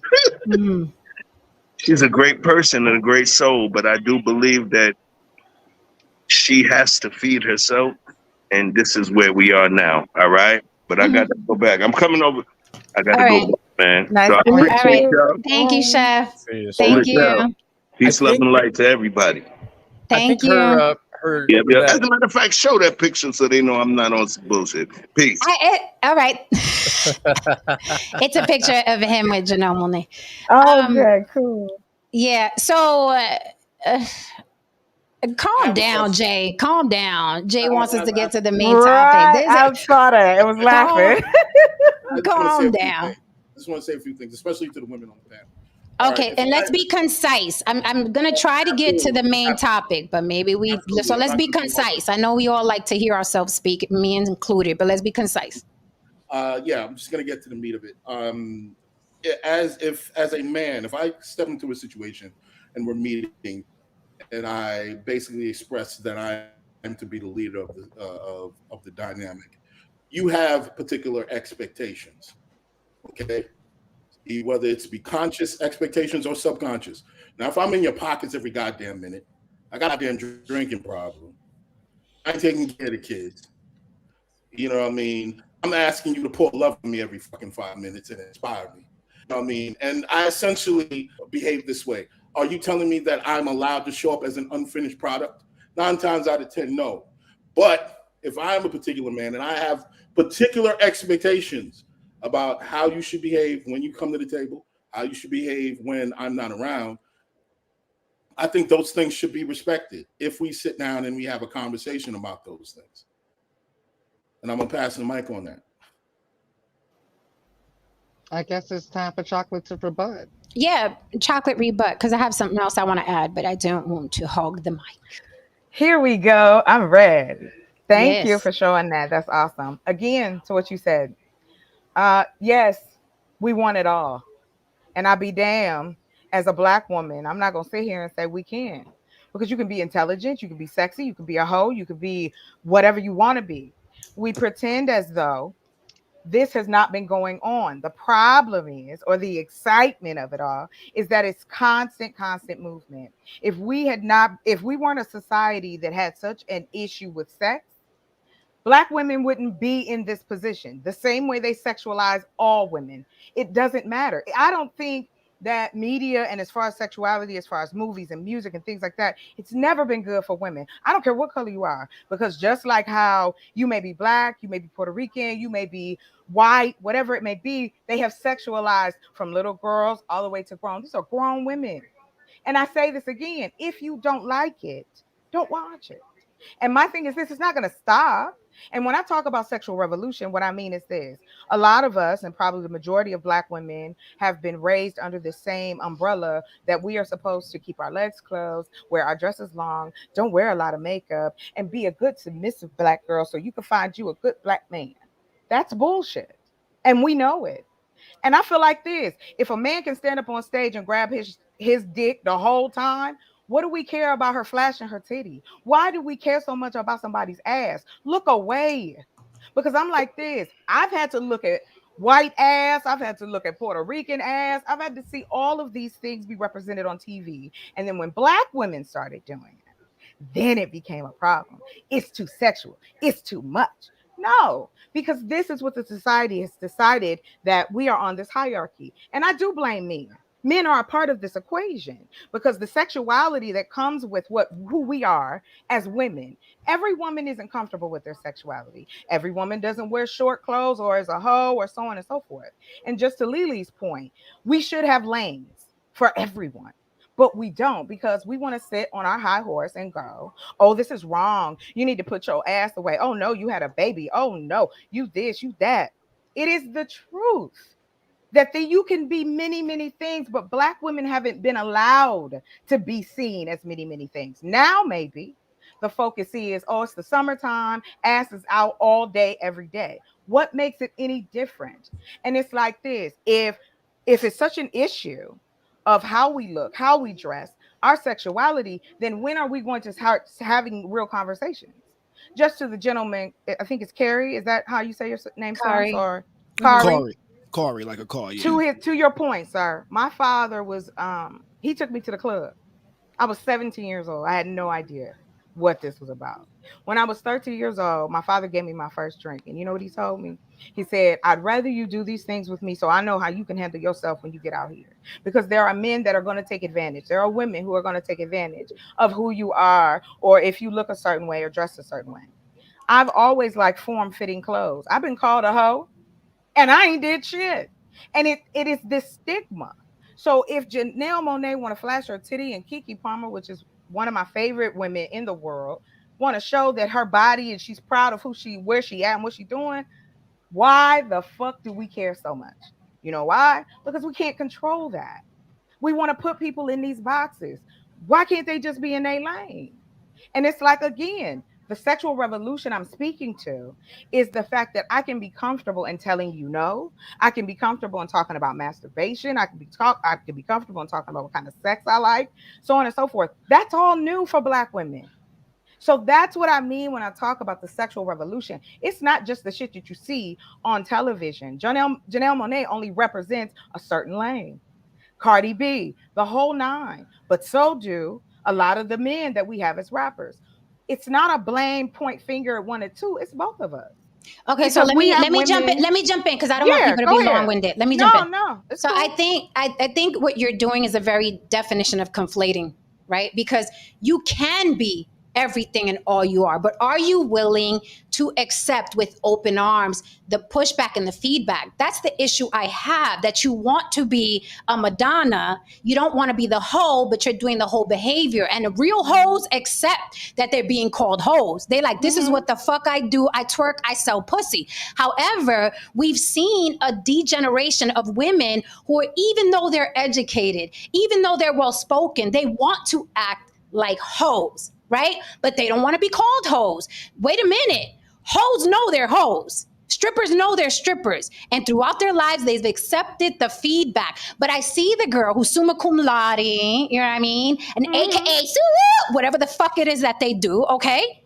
But then they don't want to be put in that category. The issue I have is, because I'm all about, hey, if you sell pussy, get it how you live. It ain't my pussy. Right. Lily, right. you know, I've always been like that. I've always been pro-sex work. Always. Right. Always. You can do whatever it is you want. But with my thing, it's the fucking hypocrisy. And we see that hypocrisy a lot. It's just, we see it online when a fat bitch puts on a bikini, right? Body positivity, don't shame her, blah, blah, right? But if I go on with a bikini, use a hoe, use it, and that's the hypocrisy I'm talking about, that you want to play the game, you want to act a hoe, you want to sell pussy, you want to twerk, but you don't want to be pulled over for it. You want to be praised for it. No, you a fat bitch in a bikini, that's a skinny bitch in a bikini, y'all both in a bikini. If the skinny one is a hoe, then fat bitch, you a hoe too. But I noticed what happens is motherfuckers want to play in the game and they want to change the rules. If you're going to act like a hoe, walk like a hoe, talk like a hoe, dress like a hoe, guess what? You're going to get the feedback that all the hoes get. But what people want is to play the game and be like, don't address me like that. This is a sexual revolution. I don't have a problem with bitches acting like hoes. I really don't. I have a problem with the fucking kids. I don't like sexualization in front of fucking kids. And that has nothing to do with sexual revolution. I think there's a time and place for everything. It's not just one big, and again, it's always been worse for Black women. Black women want to change the rules. That's the issue I have, right? So when you talk about, I've seen Puerto Rican ass, and I've seen Puerto Rican women are not disrespected neither by their men or society the way black women are. White women are not disrespected by their men or by society the way black women are. So again, I asked you, what would you like to be, black woman? Do you want to be the victim of America, or do you want to be a hoe like the rest of the hoes? You can't have it both. And then listen, here's the thing, and I'll end on this. You can't have both and then cry about it online. That's my issue. You can have it all. You could be the hoe, you could twerk, you could champion Meg the Stallion. But when you're walking down the block, because let me tell you, the black hoe is mainstream black culture. Yeah. The Puerto Rican hoe is not mainstream their culture. The white hoe, the porn stars, the chicks with the big titties, they're not mainstream white culture. The Asian hoe is not mainstream white culture. You will not see an Asian Essence Fest. You will not see twerking there. You will not see the Latin Grammys. You will not see Puerto Rican bitches twerking there. You will not see the white Grammys and see Taylor Swift twerking there. But every time you see a black woman mainstream, she is either hoeing or pretending to hoe. That's the issue I have. If I was black, I would be fucking repulsed by that representation. I would be fucking repulsed that that is our mainstream. I would say, where's the fucking balance? Even the bitch in the tuxedo is pulling her titty out. Where is the balance? If I was a black woman, I'd be pulling people over like, this is not us. But everybody wants to be down, right? There's FOMO, and it's like, no, we're all hoes. Yeah, everybody be a hoe. But again, when you get disrespected, when the dude on the corner, like what happened to Sukiyana, I want to see you about that life. Check out my dick. What did she do?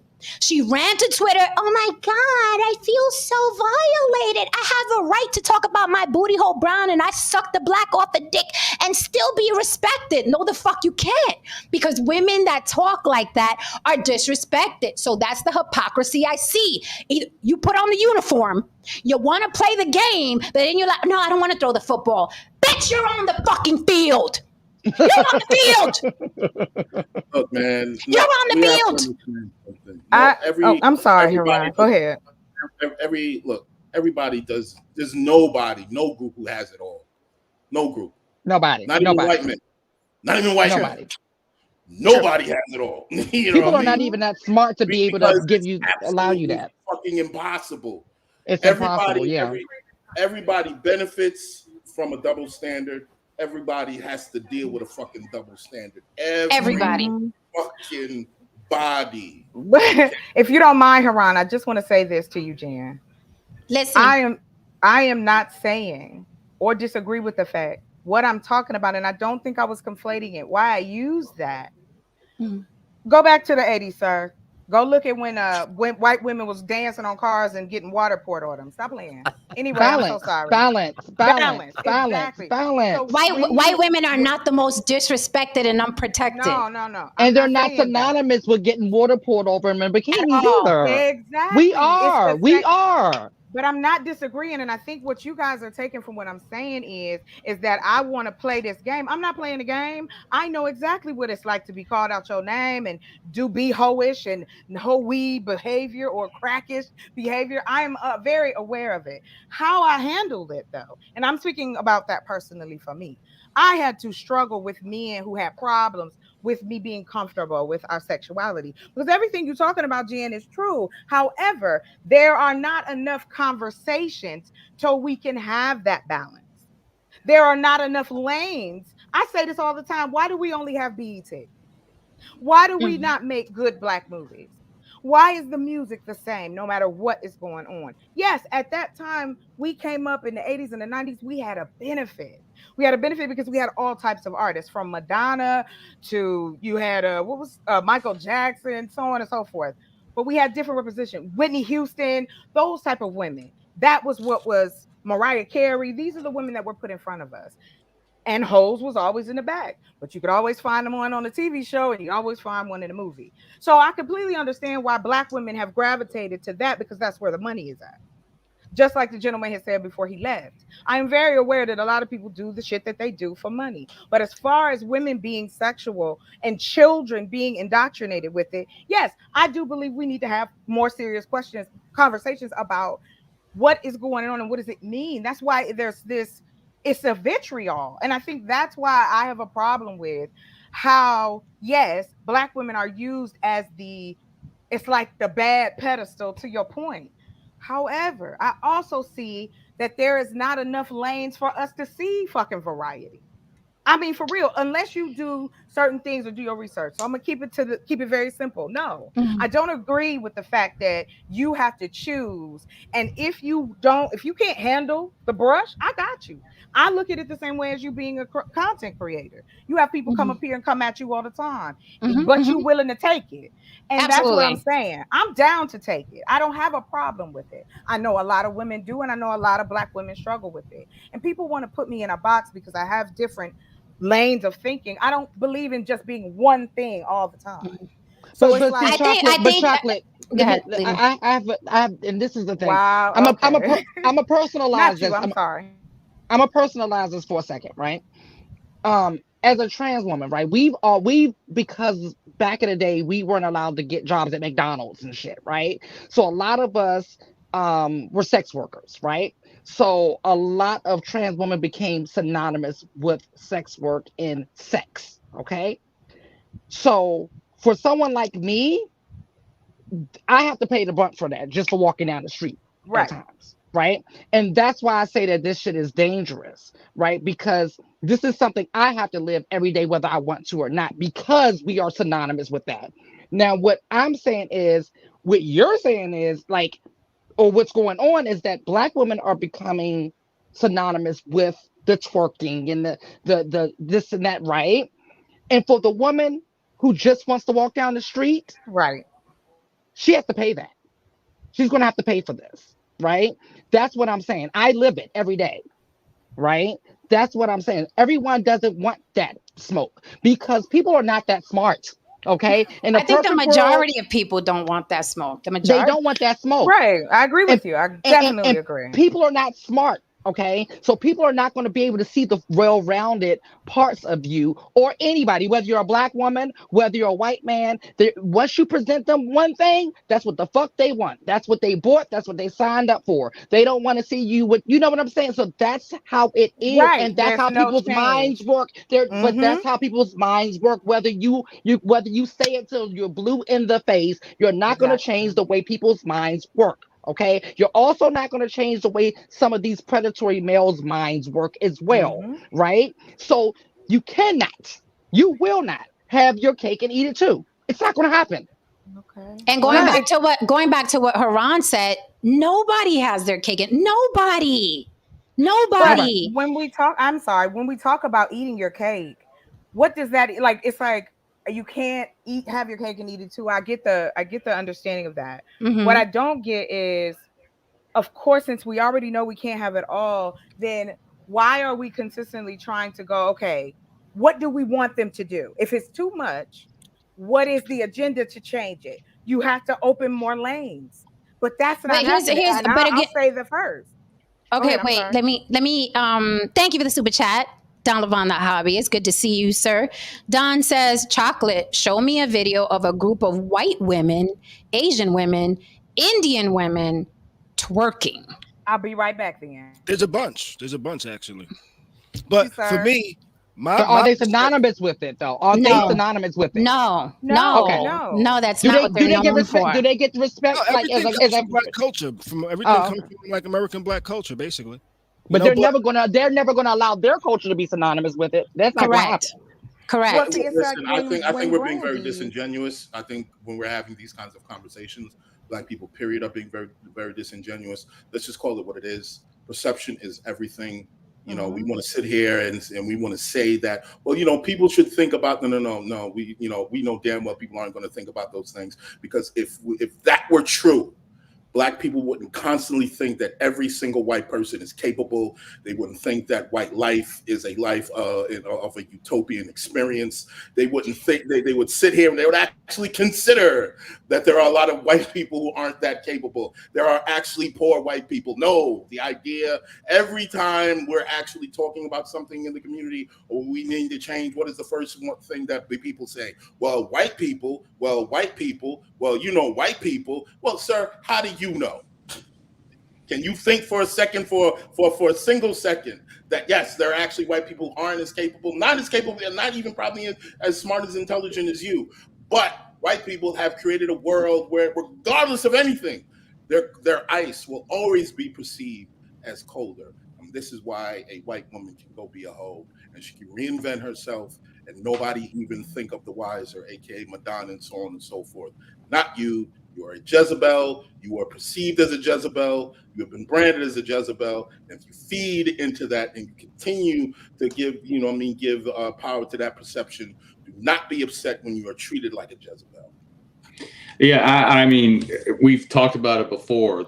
Anything happens in the white community, we can afford, because the pie is a lot wider.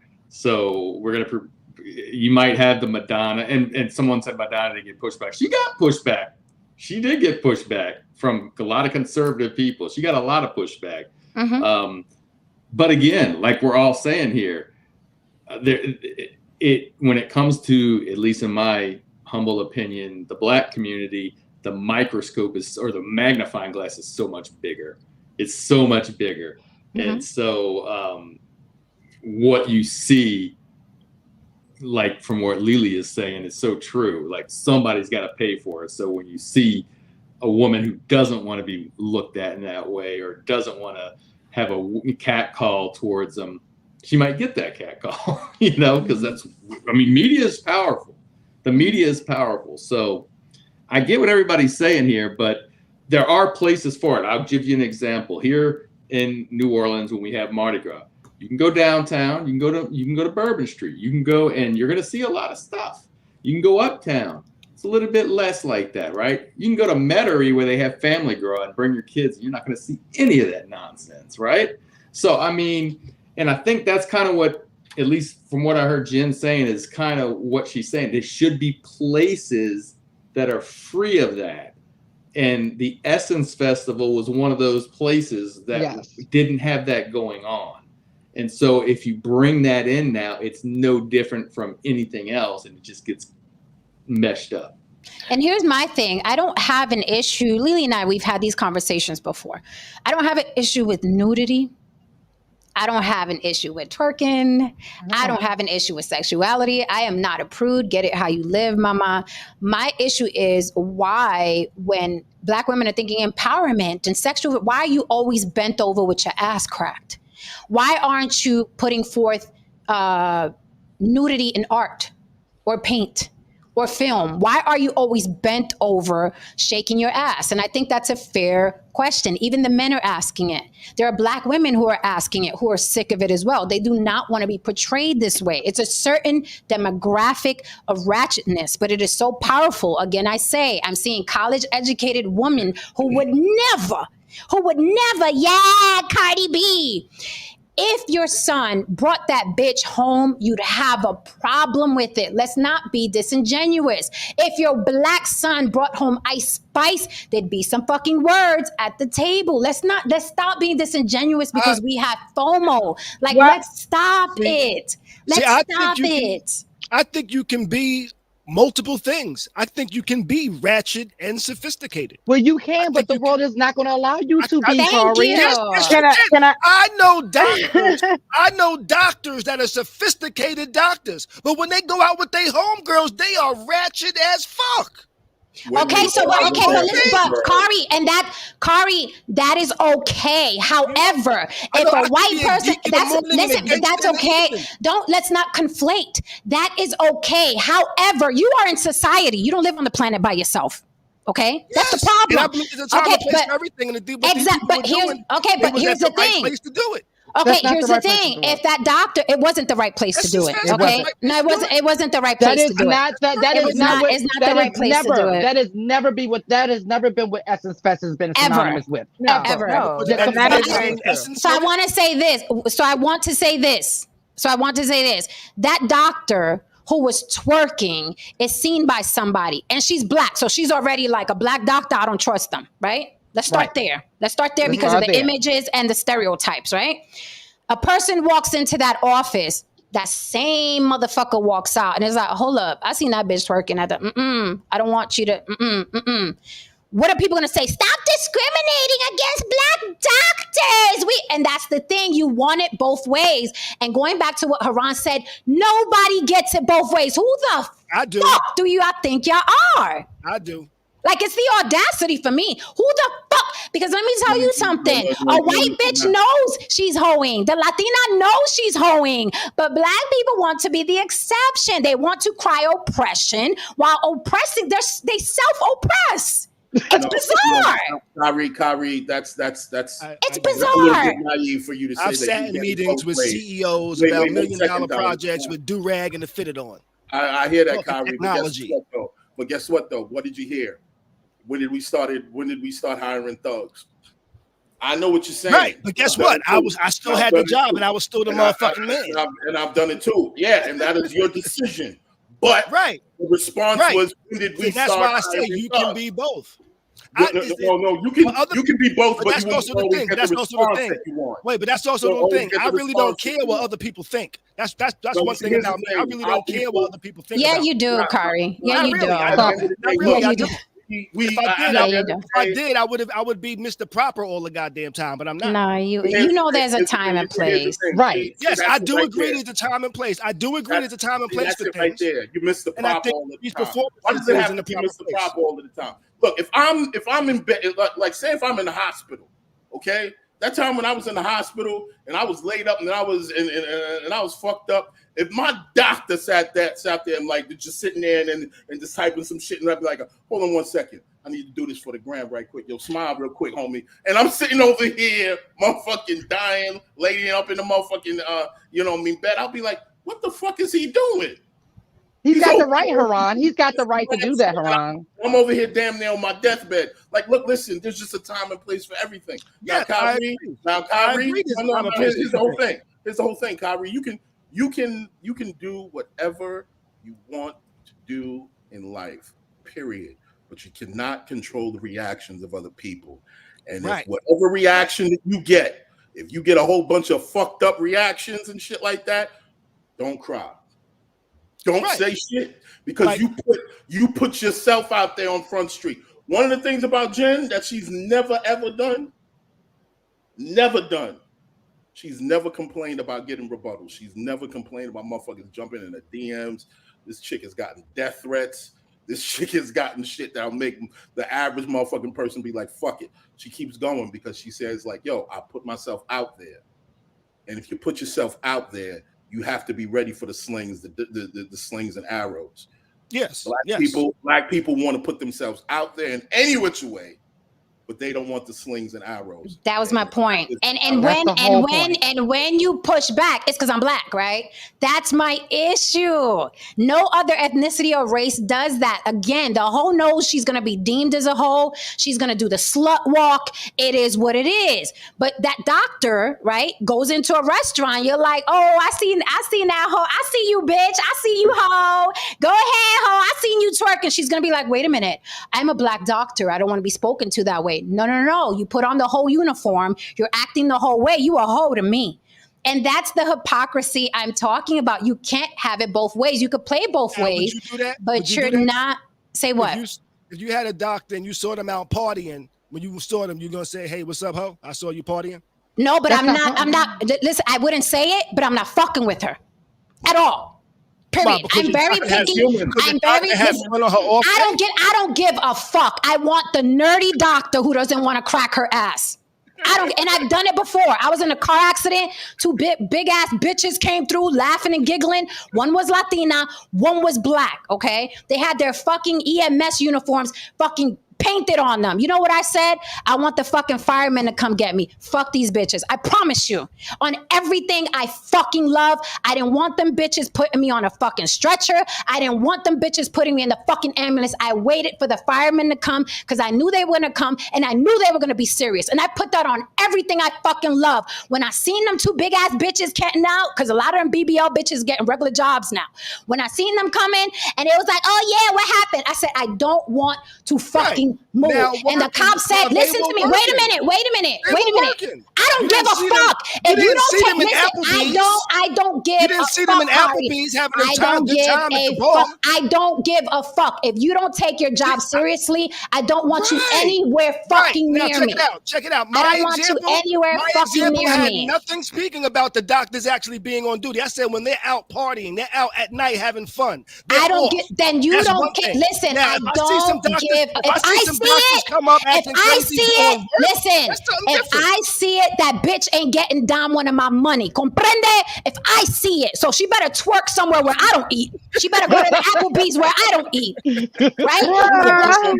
But what she would do, like we see Chocolate do. Wait a minute, we could be everything. No, the fuck you can't. So none of your kids. Not with me. Not with me. If you guys don't mind, not with me. Go get physicals to bitches in Sin City. You're not gonna do my physical. Can I just say one thing right quick? I just gotta say one thing right quick. No. I gotta say one thing right quick. There's one demographic of people nobody wants to hear excuses from. Nobody wants to hear excuses from this one demographic of people, and that is heterosexual white men. Nobody has any fucking, sympathy for them. When they get in these spaces and they complain and they talk about, there's no sympathy for us, blah, blah, blah. Nobody gives a fuck. Why? Because why? They're at the top of the fucking food chain. They're considered in charge and so on and so forth. So no, for some strange reason, we say that, well, they can't have it all. They can't have sympathy. They can't have it. Because if they're in charge, they're supposed to make sure that this shit moves correctly and so on and so forth. Why can't they be human? Why can't they be You know what I mean? We the reason why they can't do that is because guess what? In the position that they put themselves in, there's certain expectations that they have to fucking live up to. And if they do not, they will be treated accordingly. Period. I want to say this. Thank you to everyone who is watching and supporting the show with the super chats and the like and subscribe. I hope you hit that. This is the block, baby. You ain't gonna get nothing like this on YouTube. Even when we disagree, we up here, okay? And it's all love. I want to acknowledge this super chat from Don Levon, the hobbyist, says, Kari acts like he doesn't understand class and social status. I bet he can't read a room worth of fuck. Read a room better than you. Read a room better than you, brother. So I do want to, Israel Grace says, and I can answer this.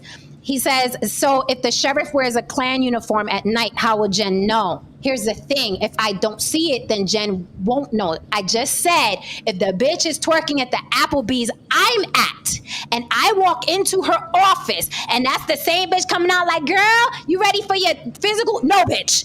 And I am the type that will say, I want another fucking doctor. Play with me if you want. I'm the bitch that calls corporate. I'm the bitch that says, who's your manager? I am that motherfucker. And I promise you, after that accident, I said, I will wait for the firemen. I will wait for the firemen. And the cop honored that for me. I'm not playing with y'all. But Jen, you know what? Today you don't even got to walk into the Applebee's because these hoes put it on the internet. Right, exactly. But to you, Jen, I want to say this. Much love to you. And you're absolutely right in the fact that we argue perspective. If your eyes feel what you see is uncomfortable to you, I feel like that's your right. You should be able to, we all judge each other. And to everybody's point, I don't want to, I hope I don't, I try not to, but I try to be as genuine a person no matter when anybody sees me, whether I'm online or offline. And I've had to take all kinds of punches and I still take them. But that's because I knew it. I said, the minute I come out here, there's always going to be some drama. There's always going to be somebody coming for you. But also to the other side, if I really want to see change or I really want to do something, I can't give a fuck about it. I take it on the chin and I keep it pushing. You want to call me what you want. And so like I said to you before, and I'll say it again, even with me, I have always been misplaced within my own community. I was too white on one side. I wasn't black enough on the other side because I'm able to see or try to be as well-rounded and try to look at different perspectives. And it's a lot. And of course, as a black woman in this country, it's a motherfucking lot. I wake up every day with it. I know what it is. It doesn't matter. It doesn't go anywhere. You get people side-eyeing you. You get people going, there go Jen telling that I was twerking at the doctor's office. So there it comes. It comes that it's all together. And I guess my point to it is this. I'm not being disillusioned or being disingenuous to the fact that, like what Haran said, media has had a part of it. So media is, we can call it one thing, but it's just us human beings going, oh, I can make more money if you do XYZ. Sex is selling, all of that is selling. Danger, now it's crime. True crime is the seller.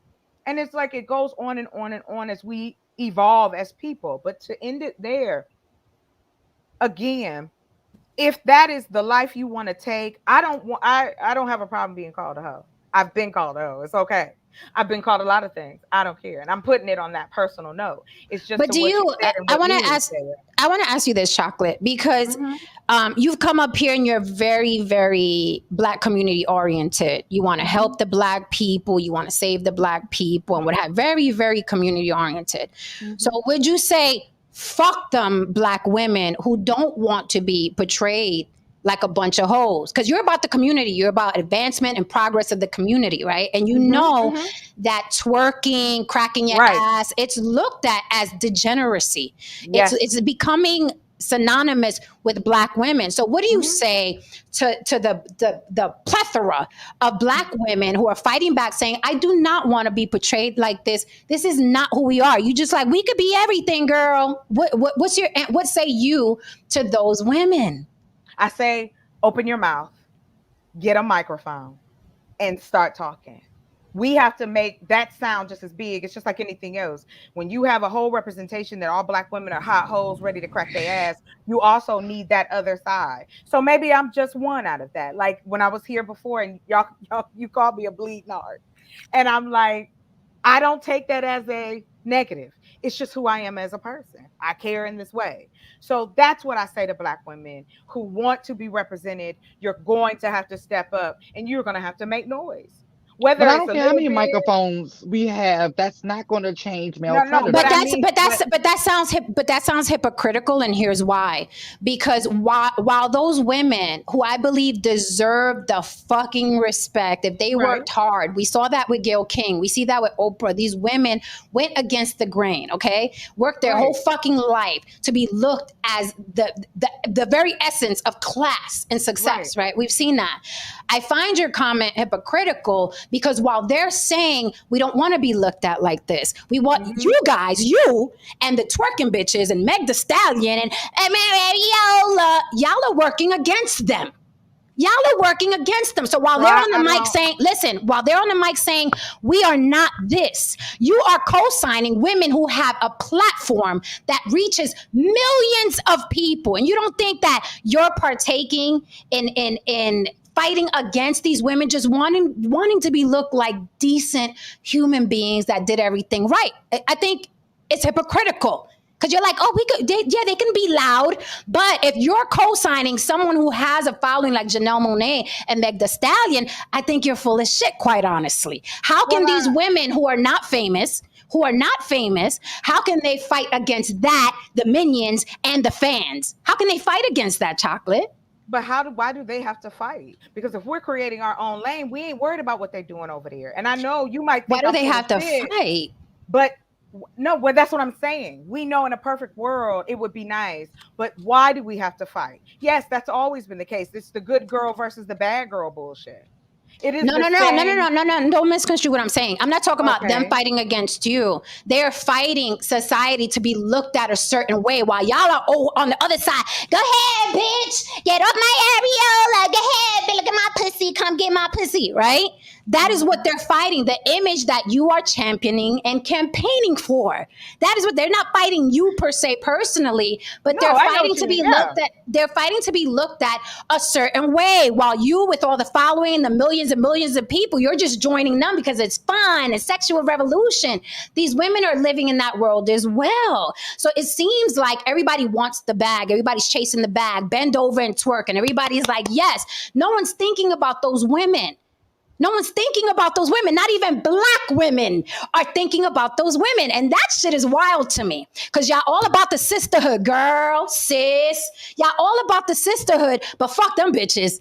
Fuck them bitches that are conservative. Fuck them bitches that did everything right. Fuck them bitches that don't run around twerking, went to school, got married, or doing it. Fuck them hoes. We got to get up my ass. Janelle Monae is that bitch.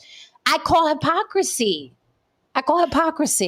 Well, I definitely disagree with that because it's not hypocrisy This is something that we know is really out there. And just like if I champion a woman because she's free with her sexuality, that doesn't take away from me also advocating for the woman who doesn't want to be looked that way. There's all types. And that's what I'm saying. Like, it doesn't have to be that way, but it is as far as that. But I'm not fighting against them, and I'm not going, oh, this is the only way you should be. It's just the way I look at life. My perspective of life, and in my opinion, I feel like this.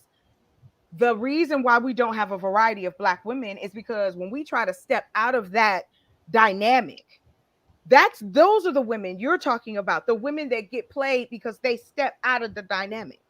And where is that space for them? And there is none. And someone said earlier, there's no space for who? There's no space for who? That's the only women we're seeing now. That's the only space. No, it's not the only space. And now you're trying to make every space that space, because when we were saying that there were spaces that were free of those things, but now those are slowly being infiltrated. We had BET Awards, we had Essence Festival, or like we had places that even those are like they have all the spaces now. So they're not. Well, they're there. I'll say this to what you said. It is not enough. And that is very true. It is not enough to show the different sides of what us as a community can be. It used to be like that, but it's not like that anymore. Yes, there is an overflow of this, almost like it's a hypnotic, the music, the way things are, everybody, the way they dress, how they talking to each other. It has this like a graphic moment. And that, again, I believe, in my opinion, comes from Black folks not talking to their kids about sex and sexuality and all of that and what it looks like when you step out into society. But does it have to? Hold on. No, you thank good. You, Dwayne. Good.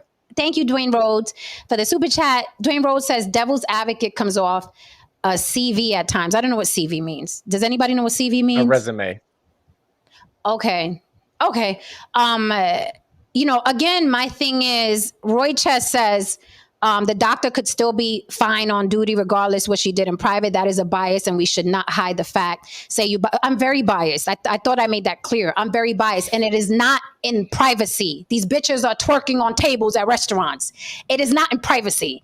What women and men do, be it any race or gender or whatever the fuck, in their own home, they have the wherewithal and the fucking logic and fucking common sense to twerk in their own house for their man is none of my business. Who they fuck is none of my business. How they get off is none of my business. Come to work and do your job. However, if you don't have the fucking discernment to keep your ass cracked to yourself in public and then call yourself a professional, when I walk in your office, fuck you, fuck off, get me another doctor. Period. Even if it's a party club environment? Period. Even if it's a fucking party club environment. I don't want to see my doctor with her ass cracked on a couch at a club. So I'm very biased. Yes, you're not saying anything. I made it clear. I was very, very biased. Roy Chess, that's a very interesting statement, because here we are, and we didn't get to the topic, but here we are worrying about body counts, but a woman's body count isn't relative to her ability to be a wife or a solid partner. But a lot of times men believe that a woman's body count, if she has a high body count, she can't be a good wife. She can't be all these other things. You know what I mean? They have that particular bias.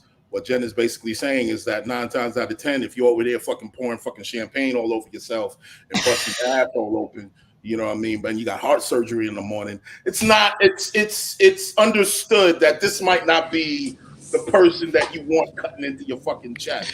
I just want to say this real quick. I find it interesting that what these women are doing and how they're portraying themselves is attached to sexual revolution or evolution or whatever. Because even when you think about sexual revolution, evolution, do you notice it was very loving? It was free love, and everybody was making love. And it was like, let people have multiple partners and put flowers and, you know what I mean, in the situation and on your hair. And it was like, yeah, everybody, like, we're floating. With black women, their sexual revolution, they look like a bunch of janky, ratchet hoes. What? I don't mind a sexual evolution or revolution, but why does it have to always look so fucking ratchet and nasty and repulsive? Why aren't black women like free love? Like we could do that free love shit too. Let's get a little Erykah Badu. Let's get a little love song. One love song.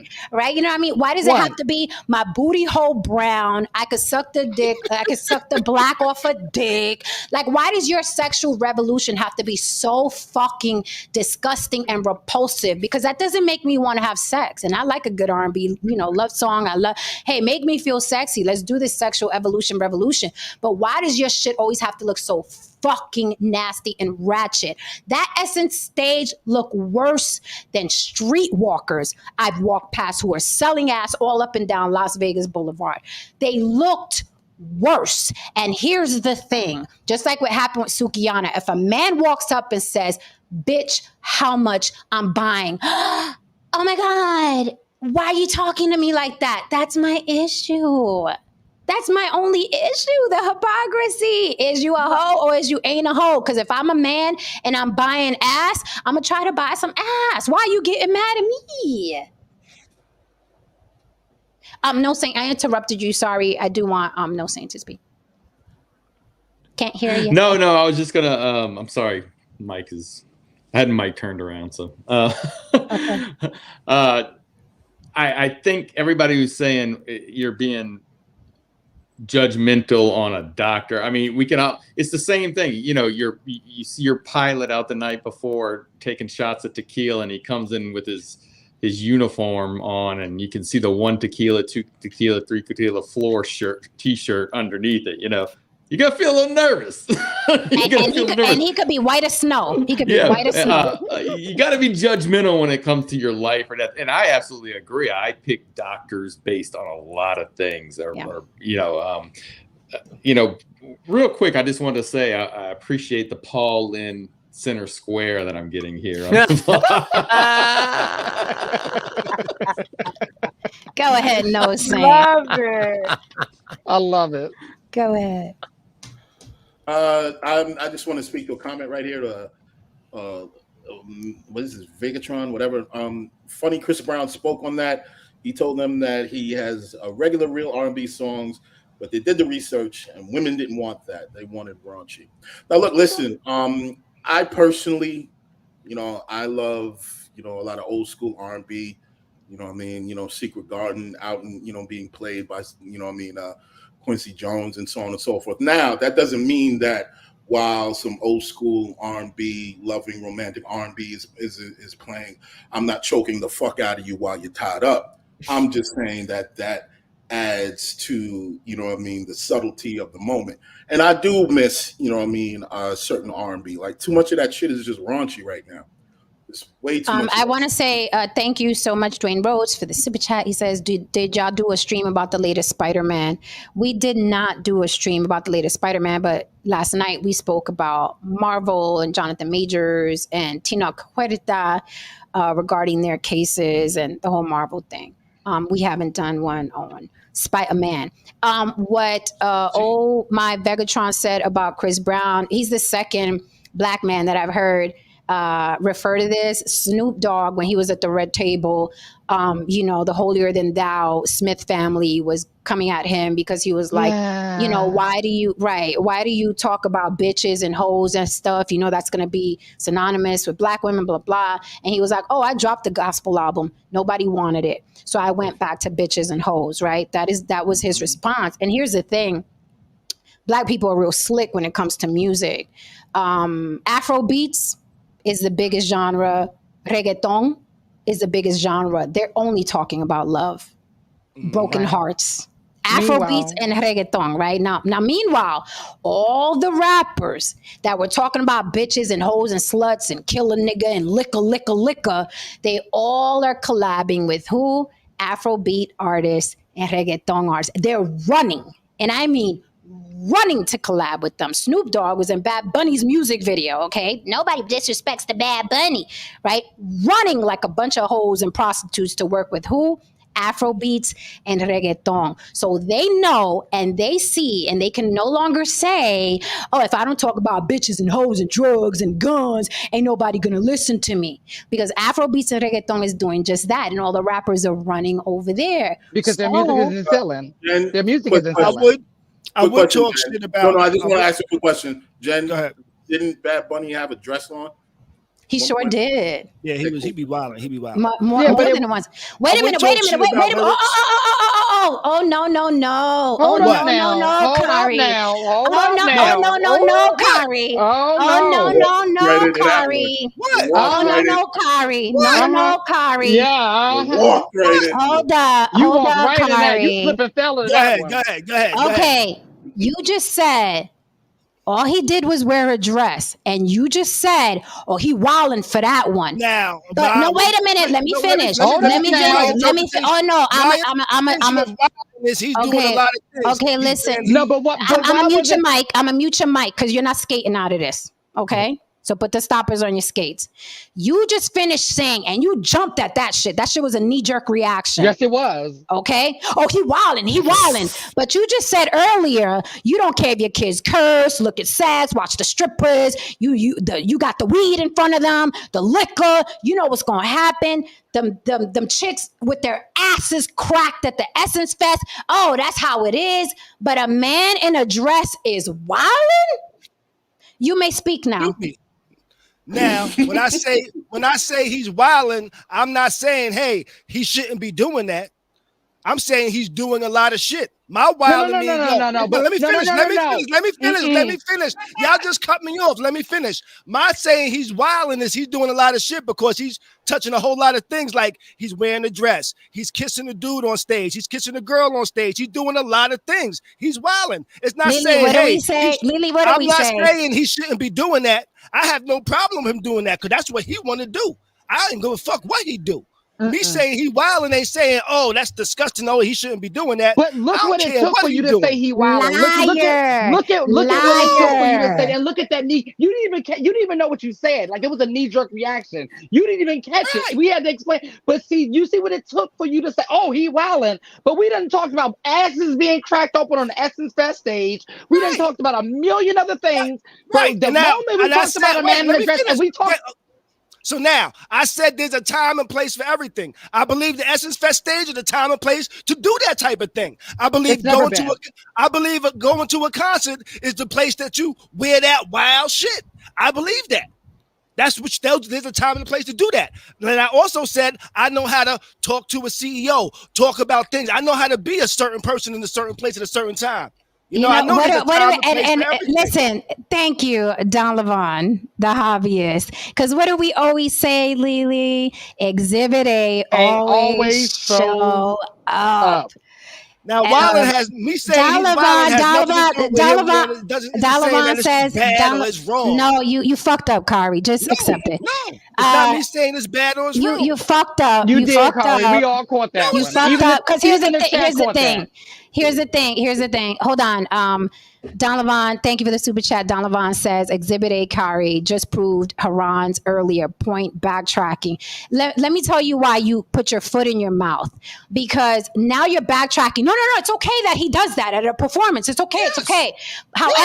However, you never said that those women, nasty as they looked up there, you never said they were wilding. Never. Right, because they was performing. And the difference is Bad Bunny's performing. Bad Bunny was performing. So why is he wilding? Let me say why. Because it's something that you haven't normally seen him do. He's been performing for a while, and that's something that he did. Let me finish. Right. And that's something he did for a shock factor. That's not me saying it's wild and just kind of slang for saying, yo, he's doing what the fuck he's doing. It's not saying, yo, that shit is inappropriate. Now, if Janelle Monae ain't wilding? So you've always seen Janelle. You've always seen Janelle Monae's titty. Wait, no. You've always seen Janelle Monae's titty. She's always pulled her titties out because she just started doing that. Well, what Janelle Monae's doing, yeah, she's wilding on what she's doing. But you didn't. But now you're saying that. Now you're saying it. No, right? Because it started off as, hey, is this crazy? No, I didn't think it was crazy. It's not like some crazy shit to do. It's not something. Okay, so let me pause right quick. It's I would like inappropriate to. Okay, all right. You're full of shit. Me saying he's The block he's ain't wilding the doesn't block mean it's ain't gonna inappropriate. let. You're full of shit. No, And that's no, okay. not. And that's okay. And that's okay. Everybody up here is not gonna be. You know what I mean? Not full of shit. The shit is spilling out your ears right Yes, now. You're so yes. full of shit. Let us Black says this sounds like anti-blackness as usual. Sir, I don't want you to suffer, so let me block you from the I don't want you to suffer. I hate to see people suffering. And you had to subscribe just to say that. And I don't want you to suffer here. So let me block you, that way you can just get the fuck on.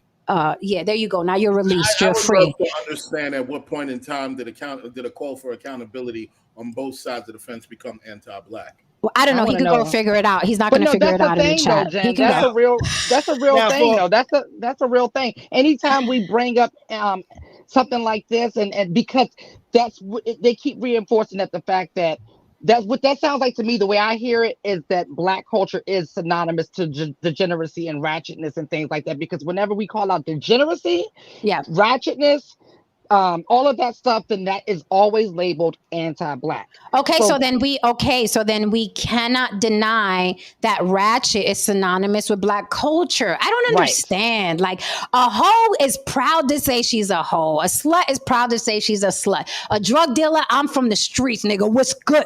But Black people, it's like, no, that's not who we are, Kari. No, that's But I would like to hear from Mr. David Hand after hearing that. What do you think about that, David? Oh God, I don't get it.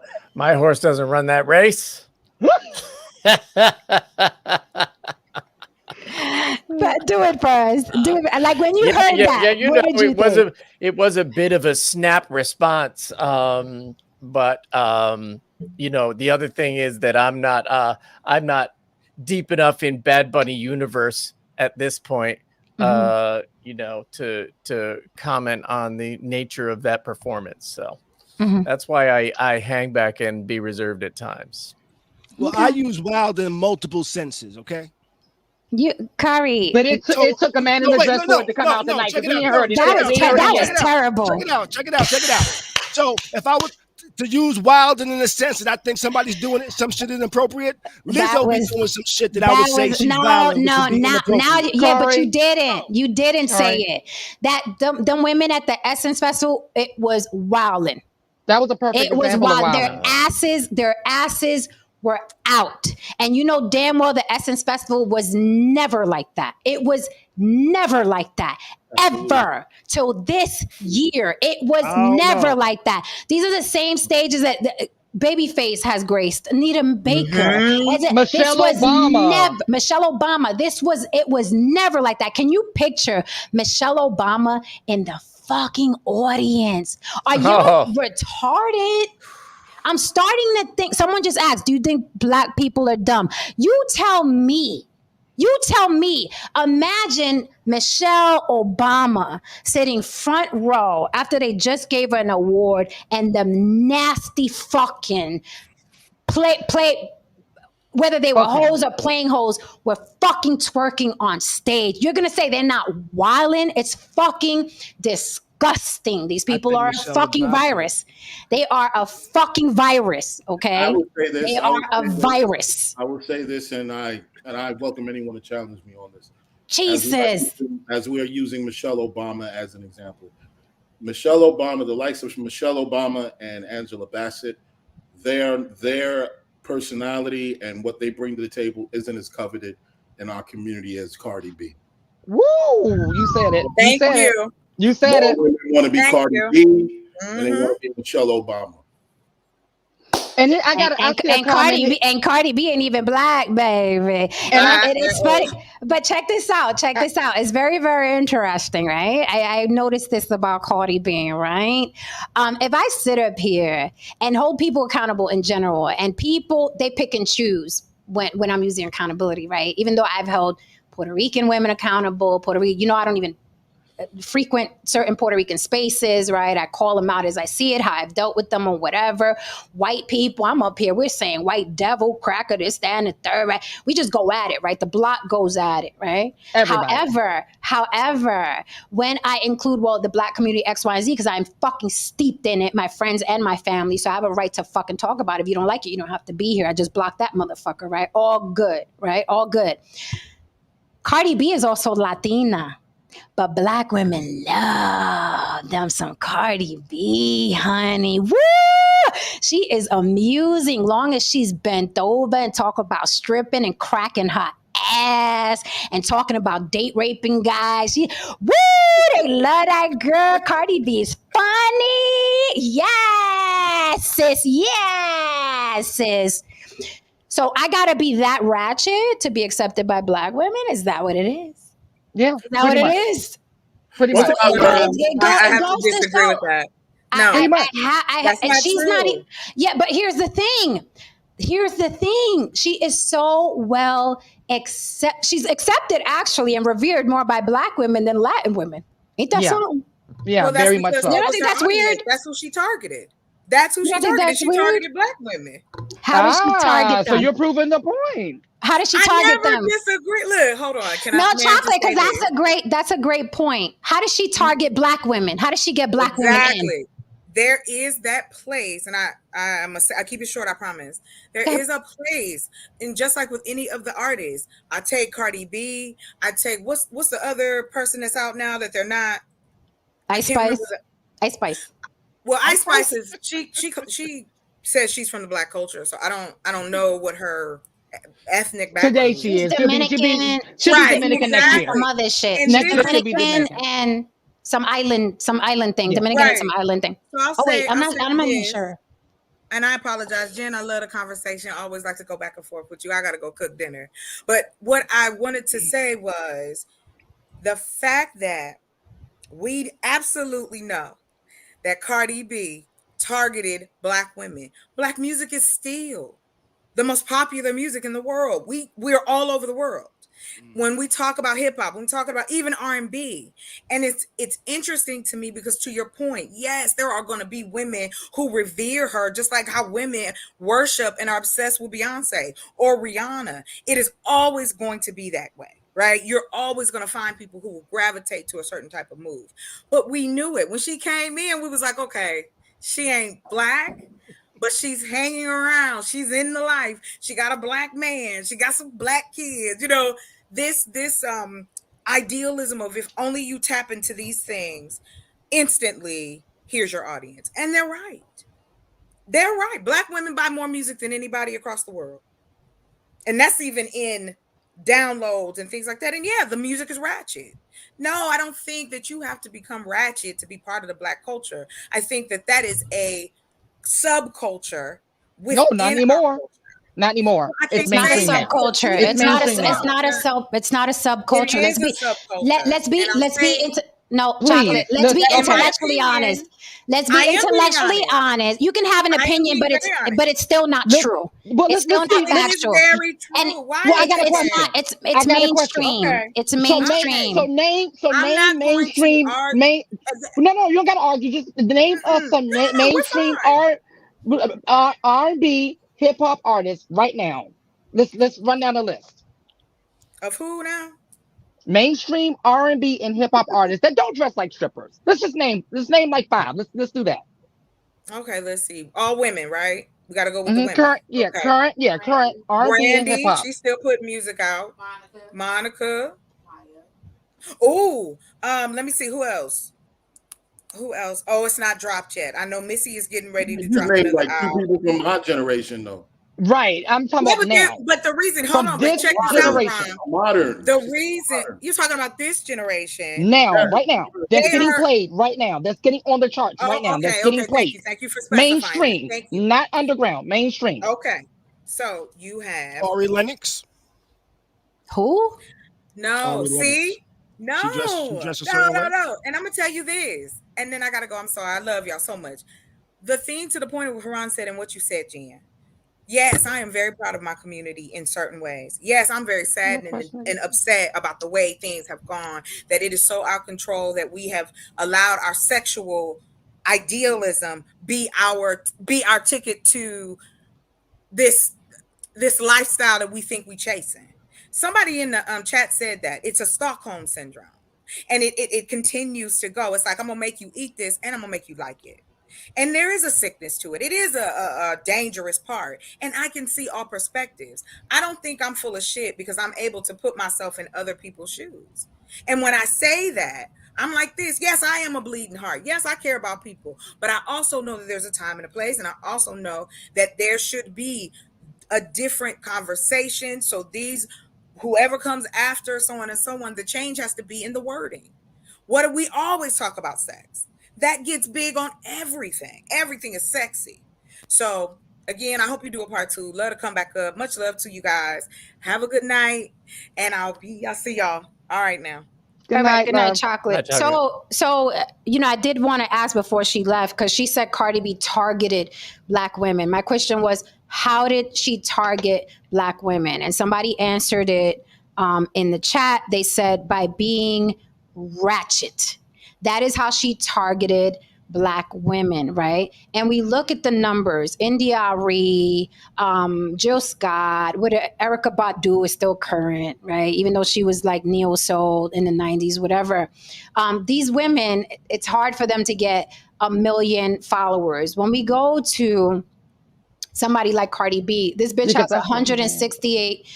Cardi B has 168 million followers, and that's just on her Instagram. Black women love her, and they're gonna catapult Ice Spice to the same position too. Mm-hmm. Yeah, they're gonna catapult her there. We ain't gonna act like I ain't get my 5 artists though. I want my 5 artists when she come back up. If all this wasn't the truth, then we wouldn't be having these discussions and observations about Janelle Monae, because her first album, she was doing right now she's behaving in a very over sexual manner. She's pulling her titties out every 5 minutes. When she first came out, she had on the zoot suits or whatever, what have you. But sonically, her first album, from a musician's perspective, she was doing a number of things that are extremely complex and extremely daring. She was blending jazz and funk and electronica. She was doing a lot of stuff, you know what I mean, that was very sophisticated. However, it didn't pop, it didn't blow, you know, because let's just keep it 100. You know, our people really aren't into music that's alternative, that, you know, pushes the boundaries, so on and so forth.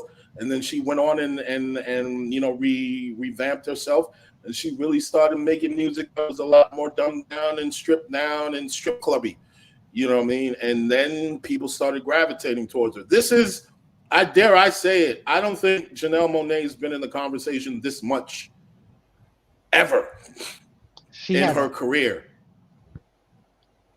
And, you know what I mean? I guess that was the whole point. And I think that there's a disproportionate amount of Black people who think that all we have to offer the world, or our only way out of poverty, our only way to success, is through degeneracy and debasing ourselves, because that has been history, and that is what we associate ourselves with. And I really think that we should not do so, because a lot of times when we discuss the antithesis of it, it's vilified as behaving uppity, it's vilified as behaving, you know what I mean, on that classy shit and so on and so forth. There's nothing wrong with dignity, because ironically, one of the things that we hold in high regard is Black Wall Street. If you look at a lot of those photos from that time when Black Wall Street was around, you see nothing but Black people in suits, behaving with dignity, and being proud of owning their own, you know, spaces and owning their own businesses. You didn't see people walking around dressing like whores, and I'll leave it on that. It is true. You don't hear people saying, "Damn, I wish I hadn't been so dignified that night." I'm just saying. As far as Janelle Monae, the Essence Fest wasn't the first time she's done this. She's been doing this her whole rollout of her album. This is like the 4th, 5th, 6th time she's done this. So that's why Right. So that's why it doesn't seem shocking or like she's wilding out. This is what she's been doing. This should have been expected. No, it's not expected at the Essence Festival. What are It you should not have been expected. understanding? It should have been expected. No, it shouldn't have been expected because it's never been done or expected at the I've Essence. never- It's expected to have class. I've never personally gone to Essence Fest, but I've had people that We're have telling gone you. try to. Well, I've had people that's been trying to invite me to go to Essence Fest, and they've been selling it to me like a step below that shit in Jamaica, a hentai, whatever the fuck it's called. It's like Freaknik for fat girls, you know. That's but how not they on selling stage. it to you? But not on. That's not how. I've never once in my life I've been there. Right. It's never. Yeah. That is not. It's synonymous with class and classy black people. No Right. saying it's from down there. He just told us that's what he's been dealing with over the It's years. always been sold to me as a not party. Well, maybe the people that you hang out with. But what I'm saying is that's not what it's been synonymous with in the culture. Period. Ever. Not even the magazine. That magazine is synonymous with class. The magazine hasn't, but the festival has. For nobody else but the you. And this is the festivals- first time I've ever. Look, man. David? Look, as men, we understand. As men, we understand there's a time and place for everything. Because at the end of the day, if you went to a strip club, and them girls said that I ain't taking off my clothes tonight, you leave. Right. Exactly. That's true. Because you paid to see a particular performance. You have particular expectations. And if you don't motherfucking see it, you fucking leave. And that's all these people are saying.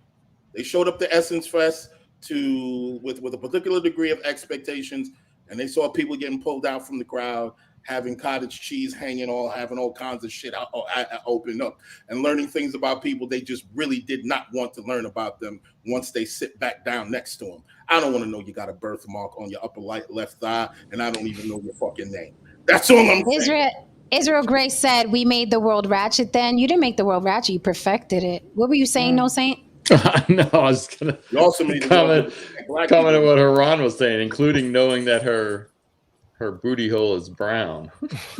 Right. Like this is just TMI at this point. It's too much. It's too much.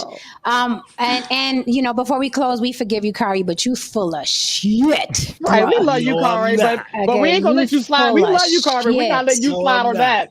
That was the worst fucking attempt at a back pedal. You must have fell off your bike and rolled down the hill. You fell off your bike and fucking rolled down the hill. We just all looking at you on the floor. Nah, I use wilding in many different ways. Sure. All right. Well, okay, Kari. Yes. Okay. We love when you come up. We appreciate the button shirt. You look very handsome. We appreciate that. Thank you. Okay. I mean, my panel does this. I initially saw Haran with the collar shirt. I didn't realize that No Say and David was in the collar shirt as well. I initially said, "Yo, Haran probably got a date coming over. He got a roast in the oven." You know, the date was on the block. That's a date. Right. That's the occasion. That's I all got we somebody need. about to show me their areola in about a minute. So, Yeah. and that then brown I know booty that hole. like everybody else, The brown everybody booty else hole. is fresh and dressed. So if I'm gonna come on camera, let me throw on my butt shirt. But I said I'm gonna put on the loud ass I butt. mean, hey man, you look like a Put on the loud Dominican butt. drug dealer right now. And we appreciate it. And Kari trust reads me, the room. Yes. Yes. trust me, it's appreciated. David's a model, so he's always in his Yeah, I'm fashion. wearing a shirt today at least. So yeah. Right. I appreciate having conversations with people that's not disagreeing with me. So I have fun. I have fun. You know? All right, guys. So we're out of here. We are off tomorrow. We're gonna have to talk about No Jumper. Adam 22 is okay with his wife's porn. Why aren't you? We'll push that to Friday because it is hot off the presses and a lot of people arguing about that situation. So we'll push it to Friday. We are off tomorrow. Thank you so much, chat, for holding us down tonight. Y'all did the damn thing in the chat. Thank you for the super chats. Thank you for your time and attention. Don't forget, if you want to support Mama, buy her a smoothie. Cash App on the block with Jen. Follow all my people up here. It's very, very important. I said we got content coming. All right. Behind the scenes content. We're all going to get up together. We're going to be in person with each other.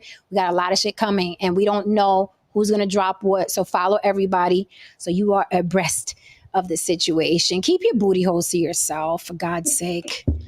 Jesus. Time and place for everything. Exactly. Good night, folks. All right, guys. Good night. Love you all. We're out of here. Hit that like and subscribe on your way out the door. Woo! The block was hot tonight. That's what happens here. Hit that like and subscribe on your way out for mama. Thank you so much, guys. You rock. Yeah, fucking rock. And we're out. Whew. Shit. Ah.